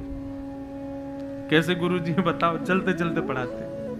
क्यों? अवकाश नहीं है उनके पास। ऐसी बंधुओं 33 करोड़ देवताओं पर छुट्टी नहीं, अवकाश नहीं, वो नहीं आ सकते तीर्थों में, वो नहीं आ सकते कथाओं में। हम आ सकते हैं, इसलिए वो हम लोगों को बड़ा सौभाग्यशाली मानते हैं। नारद जी बोले पृथ्वी की बड़ी प्रशंसा सुनी थी मैंने, लेकिन मैंने यहां आकर के देखा ये तो बिल्कुल उल्टी है, बिल्कुल विपरीत है। तब नारद जी यहां बताते हैं मैंने क्या देखा, बहुत ध्यान से सुनना। कि सत्यम नास्ति तपः शौचम दया दानम न विद्यते उदर भरिणो जीवा बराका कूट भाषण कि मंदा सुमंद मतयो मंदभाग्याहुपद्रुता पाखंड निरता संतो विरक्ता सपरिग्रह। नारद जी ने बहुत लंबा वर्णन किया है, लेकिन मैं 2-3 बातें कहूंगा बस। नारद जी कहते हैं सत्यम नास्ति। संसार के लोग सत्य नहीं बोलते, झूठ बोलते हैं, सब झूठ बोलते हैं। तपह नास्ति, भजन नहीं करते, केवल नाटक करते हैं भजन करने का, केवल दिखाने के लिए अड़ोसी पड़ोसियों को, आसपास के लोगों को, देखो हम कितने भजनानंदी। कोई एक आदि होंगे जो भजन करते हैं, बाकी सब भजन नहीं करते। मंदिरों में इतनी भीड़ होती है आजकल, हमारे वृंदावन में देखो तिल रखने की जगह नहीं है। अभी रिसेंटली वृंदावन कौन गया था, हाथ ऊपर करो। 2-4 ही लोग गए हैं। ये लोग समझ सकते हैं कि वृंदावन की हालत इस वक्त क्या थी। मैं मन में सोच रहा था, अगर वृंदावन सरकार अगर ऐसा घोषणा कर दे, उत्तर प्रदेश सरकार, कि भाई वृंदावन की सीमा के बाहर सबके मोबाइल रखवा लिए जाएंगे, तभी वृंदावन में एंट्री मिलेगी, अगले दिन से वृंदावन में भीड़ कम हो जाएगी। जाएंगे ही नहीं। क्यों? वो राधा राधा गाल पे लिखवा के फोटो जो खिंचवाना है, इसीलिए तो वृंदावन जा रहे हैं। लस्सी पी, किसी से पूछो कहां गए थे भैया, वृंदावन गए थे, क्या करके आए? अरे हमारा लस्सी पी थी हमने, बहुत बढ़िया, टिक्की खाई, भेल भेल वो क्या बोलते हैं उसको, भल्ला, आलू का भल्ला खाया, ब्रजवासी के पेड़े खाए, और फिर कहीं लास्ट में जाकर बिहारी जी के दर्शन किए। फूल बंगला, बड़ी अच्छी खुशबू आ रही थी। ठाकुर जी बिल्कुल लास्ट प्रायोरिटी हैं। मतलब भक्ति के नाम पर केवल आडंबर हो रहा है, भजन नहीं हो रहा है, ठाकुर जी का स्मरण नहीं हो रहा है। और ये बात नारद जी हजारों वर्ष पहले बता रहे हैं कि ऐसी है पृथ्वी। तपह नास्ति, भजन नास्ति, शौचम नास्ति, कुछ भी नहीं है। उदर भरिणो जीवा, सब केवल अपना उदर भरना चाहते हैं। बराका कूट भाषण, सब कूट भाषी, ऐसा बोलते हैं कि सामने वाले को बुराई लग जाए, और फिर ये कह देते हैं कि हम तो मन में कुछ रखते नहीं, जो होता है बोल देते हैं। बुरा नहीं मानिएगा, जो लोग इस प्रकार का स्वभाव रखते हैं कि हम तो मन में कुछ नहीं रखते, जो आता है बोल देते हैं। शास्त्र आज्ञा करते हैं सत्यम ब्रूयात, सत्य बोलो, लेकिन कैसा सत्य बोलो? प्रियम ब्रूयात, सामने वाले को बुरा लग जाए ऐसा सत्य मत बोलो, सामने वाले को प्रिय लगे ऐसा सत्य बोलो। हम जानते हैं कि हम उसके मुंह पर जाकर के सत्य को बोल देंगे तो उसको बुरा लगेगा, तो क्यों बोलना? एकांत में कभी समझाने के भाव से भले ही बोल दो, लेकिन ऐसा बोल देना कि जिससे उसको बुरा लगे और फिर ये कह देना मैं मन में कुछ नहीं रखता, मैं बहुत स्ट्रेट फॉरवर्ड हूं, जो है मेरे मुंह पे बोल देता हूं, ऐसा नहीं। सत्य बोलो, लेकिन प्रिय सत्य बोलो, सामने वाले को प्रिय लगे। इस प्रकार नारद जी ने बहुत सारी बातें यहां पर बताई, और सबको कहते हुए नारद जी बोले मैं सब जगह भ्रमण करता हुआ जब वृंदावन पहुंचा, वृंदावन जाकर के मैंने एक आश्चर्य देखा। और आश्चर्य क्या देखा कि एक परम सुंदरी युवती, उसका रूप बहुत सुंदर था, यमुना के किनारे बैठी है और उसकी गोद में 2 वृद्ध लेटे हैं। मैंने जाकर के प्रणाम करके कहा, हे देवी तुम कौन हो और ये 2 वृद्ध तुम्हारी गोद में क्यों लेटे हैं? तुम युवा हो, तुम्हारी गोद में वृद्ध लेटे, ये शोभा नहीं देता, कौन हो तुम?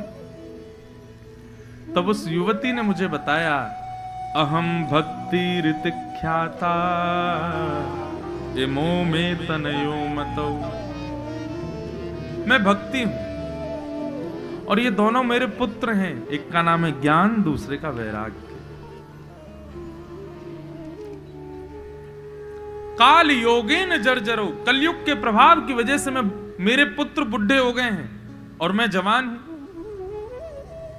नारद जी बोले आप युवा क्यों हो? बोले मैं भी किसी किसी स्थान पर वृद्ध हो जाती हूँ, जहां लोगों में भक्ति नहीं होती वहां जाके मैं भी वृद्ध हो जाती हूँ। सब जगह मैंने भ्रमण किया, लेकिन वृंदावन आकर के मैं तो युवा हो गई, लेकिन मेरे बालक अभी भी वृद्ध हैं। इसका मतलब क्या है? भक्ति सब करते हैं, लेकिन ज्ञान और वैराग्य किसी को नहीं चाहिए। इसका प्रमाण दूं? हनुमान चालीसा कितने लोगों को आती है? चलो हम एक माइक लगवा रहे हैं यहाँ पे, है ना? और श्री गुरु चरण सरोज रज निजमन मुकुर सुधार वर्णो रघुवर विमल यश जोदायक फलचार बुद्धिहीन तनुजान के सुमरो पवन कुमार बल बुद्धि विद्या देव हरऊं क्लेश विकार। इसका अर्थ बताओ। नहीं बता पाए। राम दुआरे तुम रखवारे होत न आज्ञा बिन पवसारे सब सुख लें तुम्हारी शरणा तुम रक्षक काहू को डरना। नहीं बता पाओ। पवन तने संकट हरण मंगल मूर्ति रूप राम लखन सीता सहित हृदय बसो सुरभूप सियावर रामचंद्र की जय। इसका प्रामाणिक अर्थ नहीं बता पाओ। क्यों? भक्ति तो है, ज्ञान नहीं।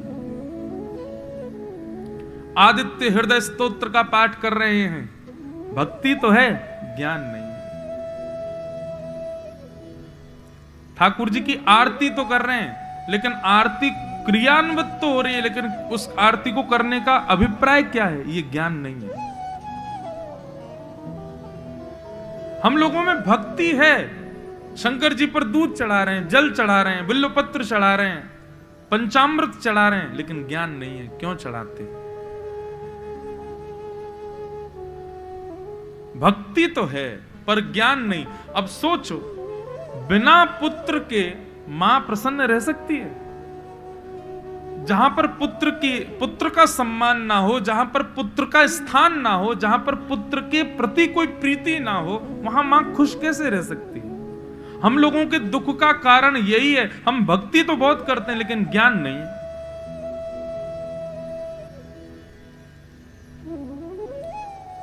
इसलिए बंधुओं, ज्ञान और वैराग्य, और वैराग्य की तो पूछो, उससे तो दूर दूर तक हमारा कोई संबंध नहीं है, वैराग्य से तो। अच्छा, अब एक और बात, ज्ञान और वैराग्य को आप किस रूप में लेते हो, यह भी समझने वाली बात है। ज्ञान को आप इस रूप में यदि लेते हो, ज्ञान का मतलब बहुत नॉलेज होना, यह ज्ञान नहीं होता।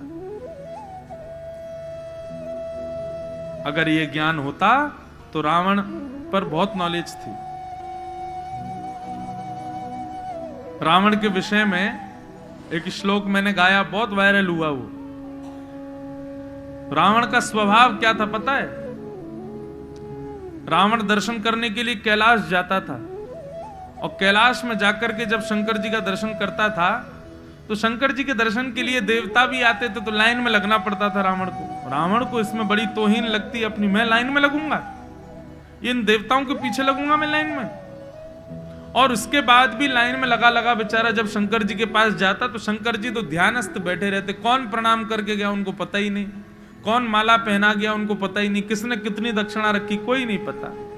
वो तो परम जोगी हैं, परम बीतराग, राग द्वेष उनमें है ही नहीं, किसी के प्रति आसक्ति नहीं, किसी के प्रति द्वेष नहीं। ससुर जी भी उनका अपमान कर देते हैं, तब भी शंकर जी शांति रहते हैं, इसीलिए वो महादेव हैं। लेकिन रावण को लगता था कि पहली बात तो मैं लाइन में नहीं लगूंगा, और दूसरी बात, मैं कैलाश जाऊं तो कम से कम गुरुदेव को पता तो चलना चाहिए कि मैं आया था।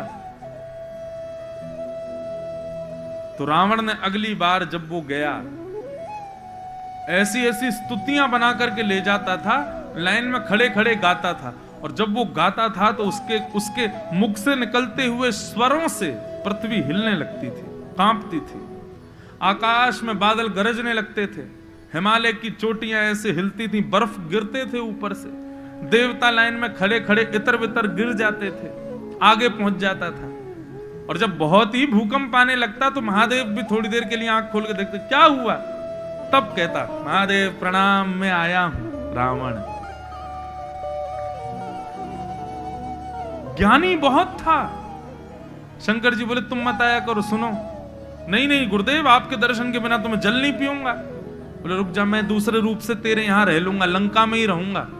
और रोज मुझे समय बता दे, मैं आ जाया करूंगा तेरे पास, तू मत आया करे यहां पर। तो शंकर जी रोज जाते थे लंका, और एक संत तो कह रहे थे, प्रतीक्षा और करते थे कितनी देर में आएगा रावण, बोले अभी 15 मिनट लगेगा। ज्ञान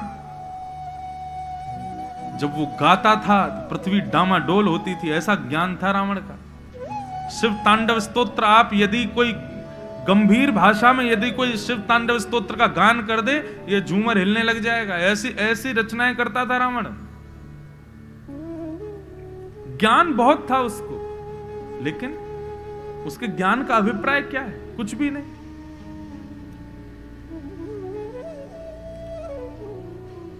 इसको ज्ञान नहीं कहते बंधु। ज्ञान उसे समझो जिसके आने के बाद आपको विवेक हो, सद और असद क्या है ये पता चले, सही क्या है गलत क्या है, ये जो आपके हृदय में प्रकट करे उसको ज्ञान कहते हैं। कई लोग डिग्रीज तो बहुत ले लेते हैं, यूनिवर्सिटीज में अच्छी अच्छी में पढ़ लेते हैं, लेकिन अपने जीवन के निर्णय नहीं ले पाते कि सही क्या है गलत क्या है। इसको ज्ञान नहीं कहते। आज हमारे देश के प्रधानमंत्री हैं, भले ही वो ज्यादा हायर एजुकेशंस नहीं की हो उन्होंने, लेकिन क्या आप उनको ज्ञानी नहीं कहोगे? कहोगे। क्यों? वो भले ही बहुत वैसा ज्ञान पोथियों का ना हो उनके पास, लेकिन विवेकशील बहुत, विवेकी। महात्मा गांधी के वचनों को लोग क्यों मानते हैं? क्योंकि महात्मा गांधी जितना ज्ञानी तो बहुत लोग हो जाएंगे, लेकिन उन जैसा विवेकी होना बहुत मुश्किल है। विवेक, इसको कहते हैं मूल ज्ञान। विवेक का मतलब क्या है? सद असद की पहचान, सही गलत का पता होना, इसको विवेक कहते हैं। कई बार उम्र जब हमारी बढ़ती है ना, ज्यों ज्यों हम बड़े होते हैं, तो विवेक भी हमारा बड़ा होता है। जितने छोटे उतने कम विवेकी, और जितने बड़े हो जाते हैं उतने विवेक हमारा प्रबल होता चला जाता है। उसी को हम लोग सामान्य भाषा में कहते हैं बहुत समझदार हो गया है। ये समझदारी, इसी को ही विवेक कहते हैं। इसको कहते हैं मूल ज्ञान। ये भक्ति का बेटा है ज्ञान। भक्ति के दूसरे पुत्र का नाम है वैराग्य। वैराग्य का मतलब क्या होता है? संधि विच्छेद करो तो वै धन राग, मतलब जो राग से विरक्त है उसको वैराग्य कहते हैं। मतलब हम लोगों की स्थिति पता है कैसी है? सामने वाला आदमी कितना भी बुरा हो, लेकिन हमारे लिए 4 बातें अच्छी बोल देता है, हमको मालाएं पहना देता है, तो हम लोग उसी के गुणगान गाते हैं। होता है कि नहीं? हमसे अच्छे से बात करता है, भले ही समाज को गाली देता हो, लेकिन हमारे लिए वो अच्छा हो जाता है। यही तो राग है। वैरागी किसको कहते हैं? घर छोड़ने वाला, पत्नी बच्चों को त्याग देने वाला, उसको वैरागी नहीं कहते। वैरागी का मतलब कोई सम्मान करे तब भी उस पर कोई फर्क ना पड़े, और कोई अपमान कर जाए तब भी उसके हृदय पर कोई असर ना हो, उसको वैरागी कहते हैं।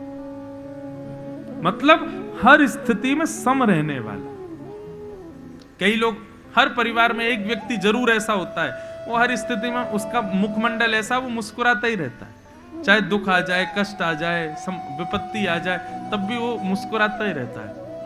कोई उसको बुरा बोल जाए तब भी मुस्कुराता है, उसको अच्छा कोई कह दे तब भी मुस्कुराता है, हमेशा सम रहे, इसको कहते हैं वैराग्य। और वैराग्य का दूसरा अर्थ क्या होता है बंधुओं? वस्तु का त्याग नहीं, वस्तु के प्रति आसक्ति का त्याग, ये वैराग्य।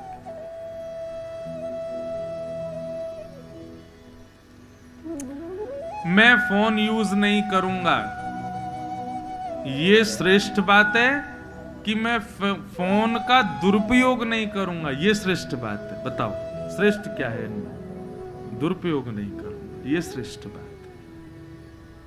फोन तो यूज करो, फोन तो रखो, लेकिन उसका दुरुपयोग मत करो।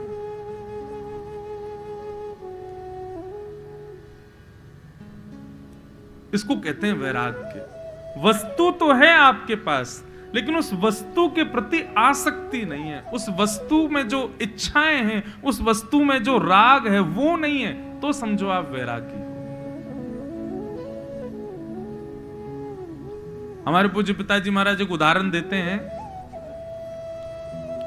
हम तो बाल ब्रह्मचारी हैं, कोई कहे हम तो ब्रह्मचारी हैं।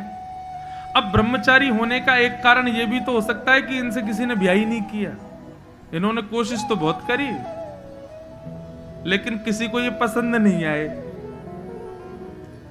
उम्र हो गई महाराज 40 की 45 की, तो मन में सोचे अब क्या करें, किसी ने हमसे ब्याह तो किया नहीं, तो अब क्या करें। सुनो, नाम के आगे लिख दो ब्रह्मचारी, ब्याह तो हुआ नहीं तो ब्रह्मचारी तो नहीं है, हमने क्या ब्याह किया ही नहीं हमने। ये ब्रह्मचारी श्रेष्ठ है कि परम सुंदरी नारियों के मध्य में रह करके भी सबको हाथ जोड़ के प्रणाम करके मना कर दे और कहे कि मैं तो ब्रह्मचारी हूं। ये श्रेष्ठ है, ये श्रेष्ठ है। वस्तु सन्मुख होकर के भी उसके प्रति आसक्त ना होता हो, वो श्रेष्ठ है। और वस्तु ना मिलने पर अपने आप को त्यागी बता दे, ये श्रेष्ठ थोड़े ही। हमको छोड़ करके बद्रीनाथ नहीं जाना, घर परिवारों को, तब हम वैरागी माने जाएंगे। नहीं, घर परिवार के संग ही रहना है, पत्नी भी साथ, बच्चे भी साथ, सब कुछ साथ, लेकिन इन सब के बीच में रहते हुए भी किसी के प्रति आसक्ति ना हो, ये वैराग।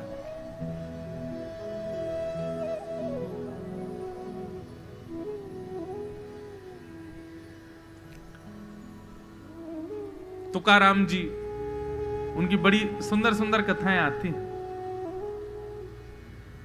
मैं कभी कभी कंफ्यूज हो जाता हूं तुकाराम जी और नामदेव में। कई बार मैं तुकाराम जी की कथा सुना देता हूं, होती है वो नामदेव जी की। कई बार ये थोड़ा सा मेरे को हो जाती है मिस्टेक, पर शायद तुकाराम जी की थी। उनकी पत्नी विपरीत स्थिति की थी, मतलब तुकाराम जी तो बड़े भजनानंदी थे, पर उनकी पत्नी जो थी वो बिल्कुल विपरीत। ये भी बंधुओं भगवान की बड़ी कृपा है कि आपका जो लाइफ पार्टनर है वो आपसे विपरीत मिले। ठाकुर जी की कृपा मानो कि जैसे आप हो वैसे आपका पार्टनर, और ठाकुर जी की अति कृपा मानो कि जैसे आप हो बिल्कुल विपरीत आपका पार्टनर। 2-4 तालियां बजी थी। उनको ऐसा लगा होगा, बाकी आप लोग ज्यादा अनुभवी हो, मुझे तो पता नहीं है अभी। पर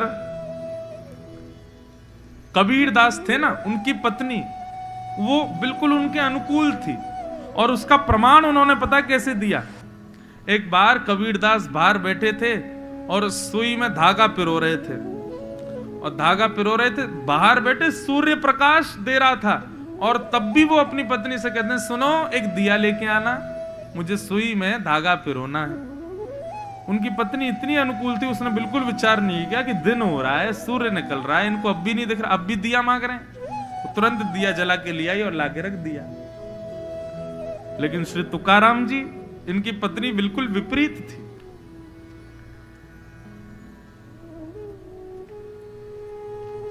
उनके कई प्रसंग ऐसे आते हैं कि तुकाराम जी महाराज एक बार कहीं चले गए, पूरे दिन उनकी पत्नी भोजन बना के इंतजार करती रहे, आए नहीं, कब के गए हैं, कहां चले गए, लौट के ही नहीं आए। पत्नी ढूंढने के लिए गई, किसी काम से भेजा था, तभी जाकर के देखा पास के मंदिर में बैठ के प्रवचन कर रहे थे।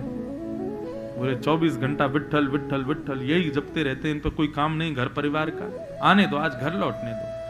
तो प्रवचन सुनाया तो किसी श्रोता ने उनको गन्ना ले जाके दे दिया। बोले लो तुकाराम जी, यही दक्षिणा ले, पाना प्रेम से। ठीक है। तुकाराम जी लौट करके अपने घर आए, पत्नी से बोले, लो देवी, आज एक वैष्णव ने दक्षिणा दी, गन्ना दिया है। पत्नी ने गन्ना लिया, दिया घुमा के तुकाराम जी में, सोई वो 2 हो गए, टूट गया बीच में से। तुकाराम जी नाचने लगे। बोले कि तुम नाच क्यों रहे हो, मैं मार रही हूं तुम नाच रहे हो।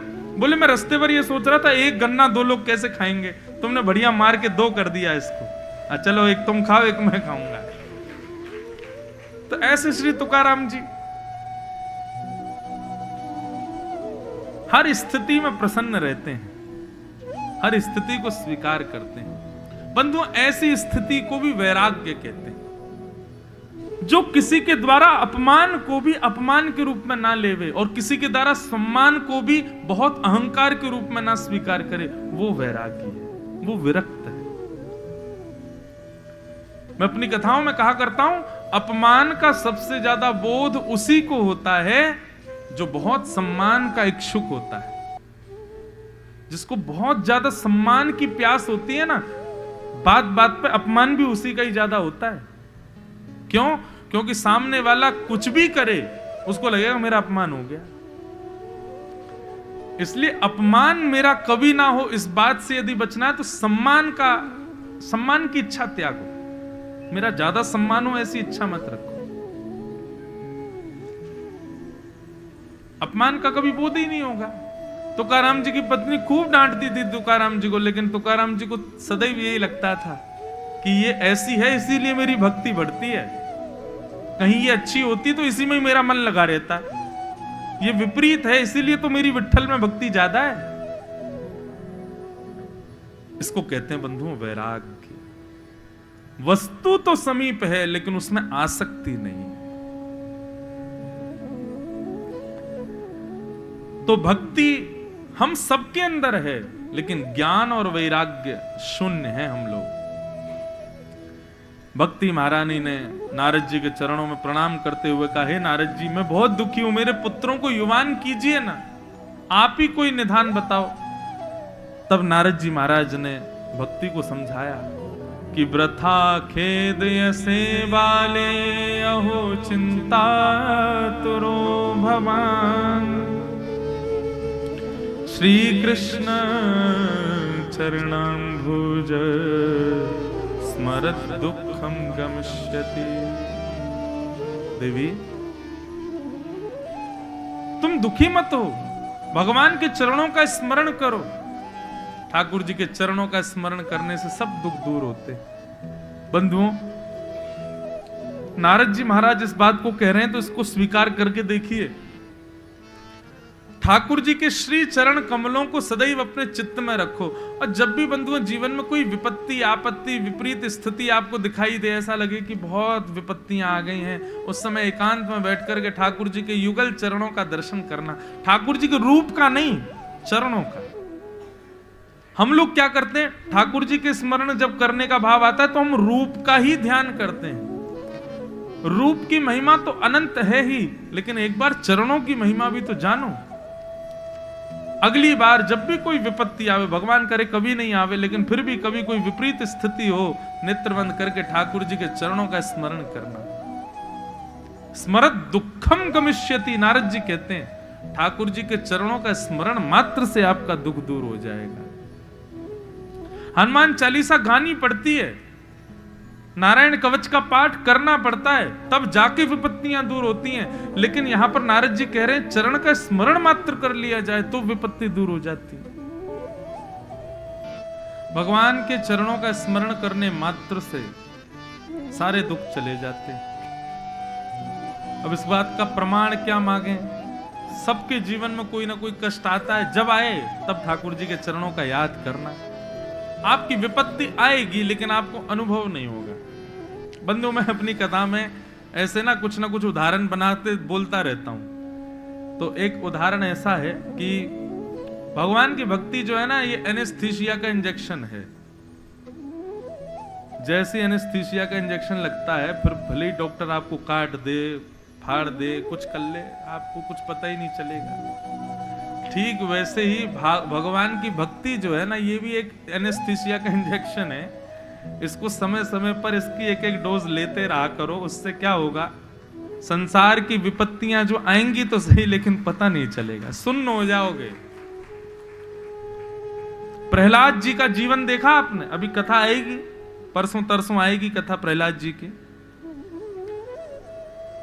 भैया दुख के कारण और कोई हो जाते हैं, लेकिन प्रहलाद जी के दुख के कारण तो उनके खुद के पिताजी थे, हिरण्यकश्यप। सोचो, 5 वर्ष का बालक जिसको अपने पिता की गोद से प्यारी कुछ नहीं लगती, उस 5 वर्ष के बालक प्रहलाद को हिरण्यकश्यप सैनिकों को कहते हैं कि इसको मार दो, मैं इसको जीवित नहीं देखना चाहता।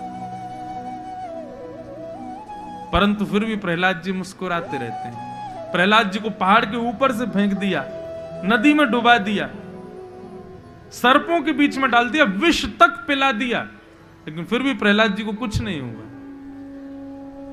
सब सैनिकों ने जाकर के पूछा, बोले प्रहलाद तुझे कुछ होता क्यों नहीं है, तू मरता क्यों नहीं है, इतना विष पिलाते हैं, इतने सब तेरे साथ में करते हैं, तेरे शरीर पर इसका कोई असर क्यों नहीं होता? तेरा पिता तुझसे इतनी दुश्मनी करता, तुझे दुख भी नहीं होता? तब प्रहलाद जी महाराज बहुत सुंदर बात कहते हैं। प्रहलाद जी कहते हैं, ये बड़े बड़े हाथी ये मेरा कुछ नहीं बिगाड़ पाए, विष पिलाने से भी मेरी मृत्यु नहीं हुई, पहाड़ से तुमने मुझे फेंक दिया तब भी मैं जीवित हूं, मेरे पिता मुझसे द्वेष मानते हैं तब भी मुझे कष्ट नहीं होता, इसमें मेरा बल नहीं है। तो फिर बोले बड़ी बड़ी विपत्तियों का नाश करने वाले महाविपत्ताप विनाशनोयम जनार्दनानुस्मरणानुभाव, ये बात सुनिए ध्यान से। प्रहलाद जी कहते हैं केवल जनार्दन भगवान को याद करने की वजह से, उनका स्मरण करने की वजह से ये प्रभाव है कि मुझे कोई कष्ट नहीं होता। प्रहलाद का चरित्र आप जब देखेंगे, ध्रुव का चरित्र जब आप देखेंगे, मीराबाई का चरित्र जब आप सुनेंगे, तो ऐसे ही लगेगा कि इन्होंने कोई एनेस्थीसिया ही लगा रखा होगा, इनको कुछ होता ही नहीं। परिवार वाले क्या नहीं कर देते, समाज के लोग इनके साथ कितनी विपरीत अवस्था में पेश आते हैं, लेकिन फिर भी ये लोग प्रसन्न रहते हैं, इनको महसूस नहीं होता। जैसे मीराबाई हैं, ऐसी एक और थी करमेती बाई। करमेती बाई का नाम सुना? करमेती बाई का प्रसंग आता है भक्तमाल जी में, और प्रसंग में ऐसा भाव आता है कि श्री करमेती बाई जो थी, भक्तमाल में नहीं आता, भक्त चरित्र किसी ने लिखे, वहां पर उनका प्रसंग आता है कि करमेती बाई जब वृंदावन आई तो 3 दिन तक राजा के सिपाहियों से बचने के लिए, स्वयं को बचाने के लिए एक मरे हुए ऊंट के कंकाल में रही। तो जब वो वृंदावन आई तो उनसे किसी ने प्रश्न किया, बोले भाई हमने सुना आप 3 दिन ऊंट के भीतर रही, मरे हुए ऊंट के भीतर छुपके रहे। बोले हाँ। आपको दुर्गंध नहीं आई? आपको दूषित दुर्गंध नहीं आई? ऊंट के अंदर थे तो बहुत गंदी दुर्गंध आती है, मर जाए कोई जीव तो बहुत खतरनाक भयावह, उसके पास से कोई नहीं जा सकता, आप उसके भीतर रही। तब करमेती बाई कहती हैं, बोले संसार के विषय भोगों की दुर्गंध ज्यादा बुरी है, उस ऊंट की दुर्गंध उन विषय भोगों की दुर्गंध के सामने कुछ भी नहीं थी, इसलिए मैंने उसको सह लिया। उससे ज्यादा बुरी दुर्गंध तो संसार के विषयों की दुर्गंध है। देखो करमेती बाई कैसा जीवन जिए। तो भक्ति जो है ना बंधुओं, ये एक प्रकार से कष्ट तो जीवन में आएगा, पर उसका अनुभव नहीं है। नारद जी महाराज ज्ञान और वैराग्य के कष्ट को दूर करने के लिए जगह जगह गए, तब जाकर के बद्रीनाथ में सौनकादि ऋषियों ने उनको कहा कि भैया भागवत की कथा कराओ, भागवत की कथा कराओगे तब इन दोनों का कष्ट दूर होगा। तब नारद जी ने भागवत की कथा कराई। कहां कराई? गंगा के तट पर आनंद नाम के वन में भागवत की कथा हुई। सनक सनंदन सनातन सनत कुमार उसके वक्ता हुए, अनेक ऋषि आए, देवता आए, सब लोगों ने कथा श्रवण की। जैसे ही भक्ति महारानी अपने दोनों वृद्ध बालकों के साथ आई, कथा स्थान में प्रवेश करती, भक्ति महारानी ने जैसे ही कथा क्षेत्र में प्रवेश किया, उनके दोनों पुत्र युवान हो गए, और पुत्रों को युवान जान करके भक्ति महारानी नृत्य करने लगी। बंधुओं, आज भी आप लोग जब कथा सुनना प्रारंभ किए हैं ना, तब से लेके अब तक आपके हृदय में भक्ति भी युवान हो गई होगी, ज्ञान भी युवान हो गया होगा, वैराग्य भी युवान हो गया होगा। अभी आपको अच्छा अच्छा अंदर से लग रहा होगा। क्यों? क्योंकि तीनों युवान हो गए हैं, और ये तब तक युवा रहेंगे जब तक कथा चलेगी। लेकिन बस यही करना है कि कथा होने के बाद भी ये युवा बने रहें, कहीं अपनी युवावस्था त्याग ना दें। कथा पूरी होती है, इनकी युवावस्था भी चली जाती है, हम फिर से वृद्ध हो जाते हैं, हमारी भक्ति ज्ञान वैराग्य सब नष्ट हो जाते हैं। तो सदा सदा इनको भक्ति रस पिलाते रहना ताकि ये युवा बने रहें। भक्ति महारानी का आगमन हुआ और भक्ति महारानी ने नारद जी से पूछा मैं कहां बैठूं। तब नारद जी ने उनसे कहा कि भैया जितने वैष्णव कथा में पधारे हैं इन सबके मन रूपी आसन पर जाकर के आप विराजमान हो जाओ। और भक्ति महारानी इस प्रकार शोक निवृत्त हुई। ये भागवत के महात्म का पहला भाग। बोलो बाल कृष्ण लाल की। तो महात्मा में हमने क्या सुना कि भागवत हमारे भीतर के सोए हुए ज्ञान, वैराग्य और भक्ति को पुष्ट करती। पहले बात। अब यहां से दूसरा सर्ग प्रारंभ होता है जो थोड़ी देर हम सुना के फिर कथा को विराम करेंगे। पूरी यादनाश। अब थोड़ा ध्यान से सुनिएगा। नारद जी ने सनत कुमारों से प्रश्न किया, भगवान भागवत की कथा सुनने से कौन कौन से प्रकार के पापी पाप मुक्त हो जाते हैं, कृपा करके हमें बताओ। भागवत की कथा श्रवण करने से कैसे कैसे पाप नष्ट होते हैं, कृपा करके मुझे बताओ। तब सनत कुमार उत्तर दे रहे हैं कि ये मानवा पाप कृतस्तु सर्वदा सदा दुराचार रता विमार्गगा क्रोधाग्नि दग्धा कुटिलश्च कामिन सप्ताह यज्ञेन कलौ पुनन्ते। शार्पनेस कम करो, बहुत ध्यान से सुनिएगा। भागवत की कथा सुनने से कौन कौन से पापी अपने पाप से मुक्त हो जाते हैं। पर यहां पर मुझे एक भाव और समझ में आता है कि भागवत की कथा सुनने वाला सुनने के बाद कौन कौन से पापों की तरफ कभी अग्रसित नहीं होगा, कभी करेगा नहीं, उसकी इच्छा ही नहीं होगी करने की। ध्यान से सुनो। तो पहली बात तो कहते हैं ये मानवा पाप कृतस्तु सर्वदा, जो हर प्रकार का पाप कर चुका है, मतलब जितनी भी पाप की श्रेणियां हैं जिस व्यक्ति ने की हैं वो कथा आकर के सुन ले।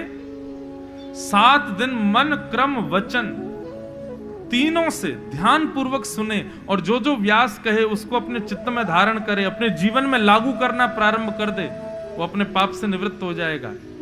और ठीक वैसे ही यदि कोई व्यक्ति उन बातों को जीवंत करके अपने जीवन में जीने लग जाए तो जीवन में कभी पाप करेगा भी नहीं।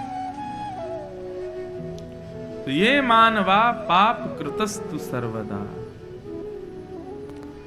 सदा दुराचार रता विमार्गगा, जो व्यक्ति दुराचरण करता है, दूषित व्यक्ति का आचरण करता है, ऐसा व्यक्ति भी कथा सुनने के बाद में दूषित आचरण छोड़ देगा। हम कितने बालकों को जानते हैं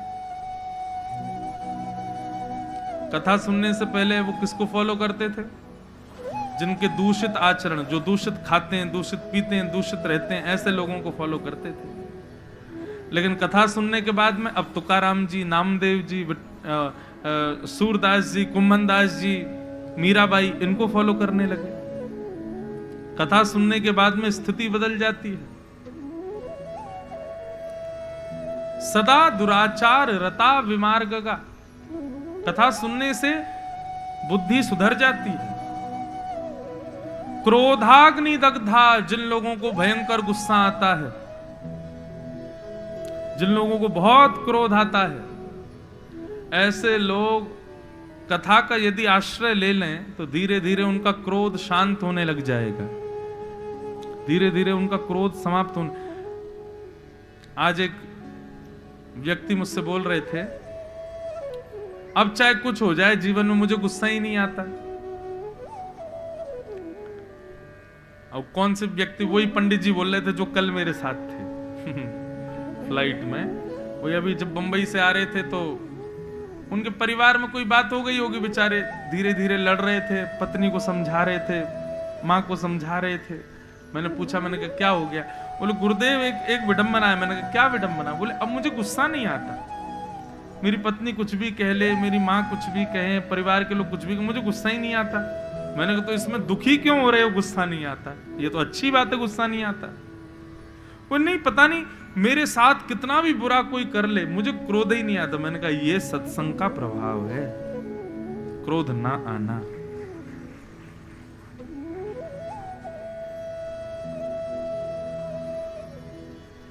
क्रोधाग्निदग्धा कुटिलश्च कामिनः सप्ताह यज्ञेन कलौ पुनन्तिते। सप्ताह कथा सुनने से सब पवित्र हो जाते हैं।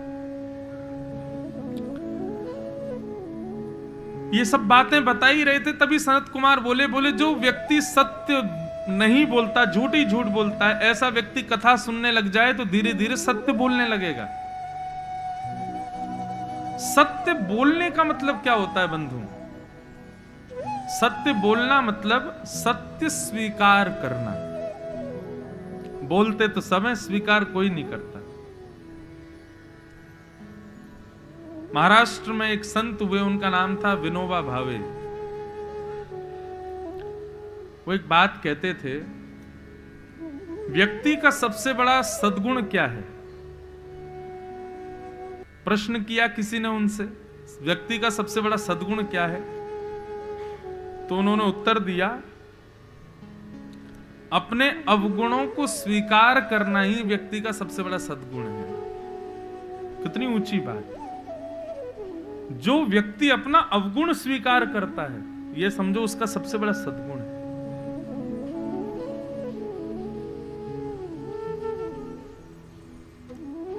हम लोगों का स्वभाव कैसा? हमारे मुंह पर कोई बता दे कि आपके अंदर ये कमी है तो हम स्वीकार नहीं करते। अच्छा तुम बड़े दूध के धुले हो, हम उल्टा ये उत्तर देते हैं उसको। कोई व्यक्ति कहे भैया क्रोध बहुत ज्यादा है, इतना क्रोध तुमको नहीं होना चाहिए, तुम्हारे अंदर ना लोभ बहुत है, चीजों को देख के लोभित हो जाते हो। इन स्थितियों से ज्यादा प्रभाव मत होने दिया करो अपने ऊपर। यदि कोई कहे और उसको यदि दिख रहा है कि आपके अंदर अवगुण क्या है तो उसको स्वीकार करो। एक बात बताऊं, करें तो बताऊं। वैसे मैं कई बार कथाओं में बोलता हूं लेकिन लोग करते नहीं हैं। क्या? यहां जितने भी पति बैठे हैं वो सब अपनी पत्नियों से कहो कि चलो आज मेरे अंदर जितनी कमियां हैं सब लिख लो, और पत्नी अपने पतियों से कहें कि आपको भी मेरे अंदर जितनी कमी लगती सब लिखो, और फिर एक दूसरे को आदान प्रदान कर देना वो पेपर जो आपने लिखा है। पति सारे अवगुण लिखे कि उसको पत्नी में क्या दिखते हैं, और वही लिखना जो दिखते हैं। ऐसा नहीं कि अपने मन से भी 4-5 और एक्स्ट्रा लिख दो और फिर एक दूसरे को देना। लेकिन शर्त यह फिर लड़ना नहीं उसके बाद। देखो चलो इसको और इजी कर दे, एक दूसरे से मत लिखवाओ, खुद लिखो कि आपको अपने अंदर क्या क्या कमियां लगती हैं। मेरे भाई को देख करके मुझे ईर्ष्या होती है, लिखो। मेरी पत्नी जब मेरे ही अवगुण मेरे मुंह पर बताती है मुझे बुरा लगता है, लिखो। मेरे बच्चे जब मेरी बात नहीं मानते तो मुझे बहुत क्रोध आता है। जो भी है अवगुण जिसको आपको लगता है कि ये नहीं होना चाहिए, वो सब लिखो। अपने अवगुण लिखोगे ना, आप विश्वास मानिए आप कल से ही उन पर काम करना शुरू कर दोगे। क्यों? क्योंकि हम अपने अवगुणों को अपने आगे आने ही नहीं देते, हम उनको दबा के रखते हैं, छुपा के रखते हैं, इसलिए उस पर कभी काम नहीं कर पाते। अपने अवगुण को लिखिए। आप स्वयं लिखेंगे तो आपकी बुद्धि में घूमेगा कि अरे ये अवगुण है, तो आप कल से क्रोध आने वाला होगा ना तो अपने आप शांत रहोगे। नहीं नहीं, मैंने कल लिखा था क्रोध करना ही नहीं है। पत्नी कुछ कहेगी तो आप अपने आप शांत रहोगे। नहीं नहीं, कल मैंने लिखा था कि पत्नी क्रोध करती है तो मुझे अजीब लगता है। नहीं करोगे। अपने अवगुणों को स्वीकार जिस दिन मानव कर लेगा ना, उसी दिन उसके अवगुण सुधरने लग जाएंगे। अवगुण बने क्यों रहते हैं? रावण अच्छे से जानता था कि मैं जो कर रहा हूं वो ठीक नहीं है।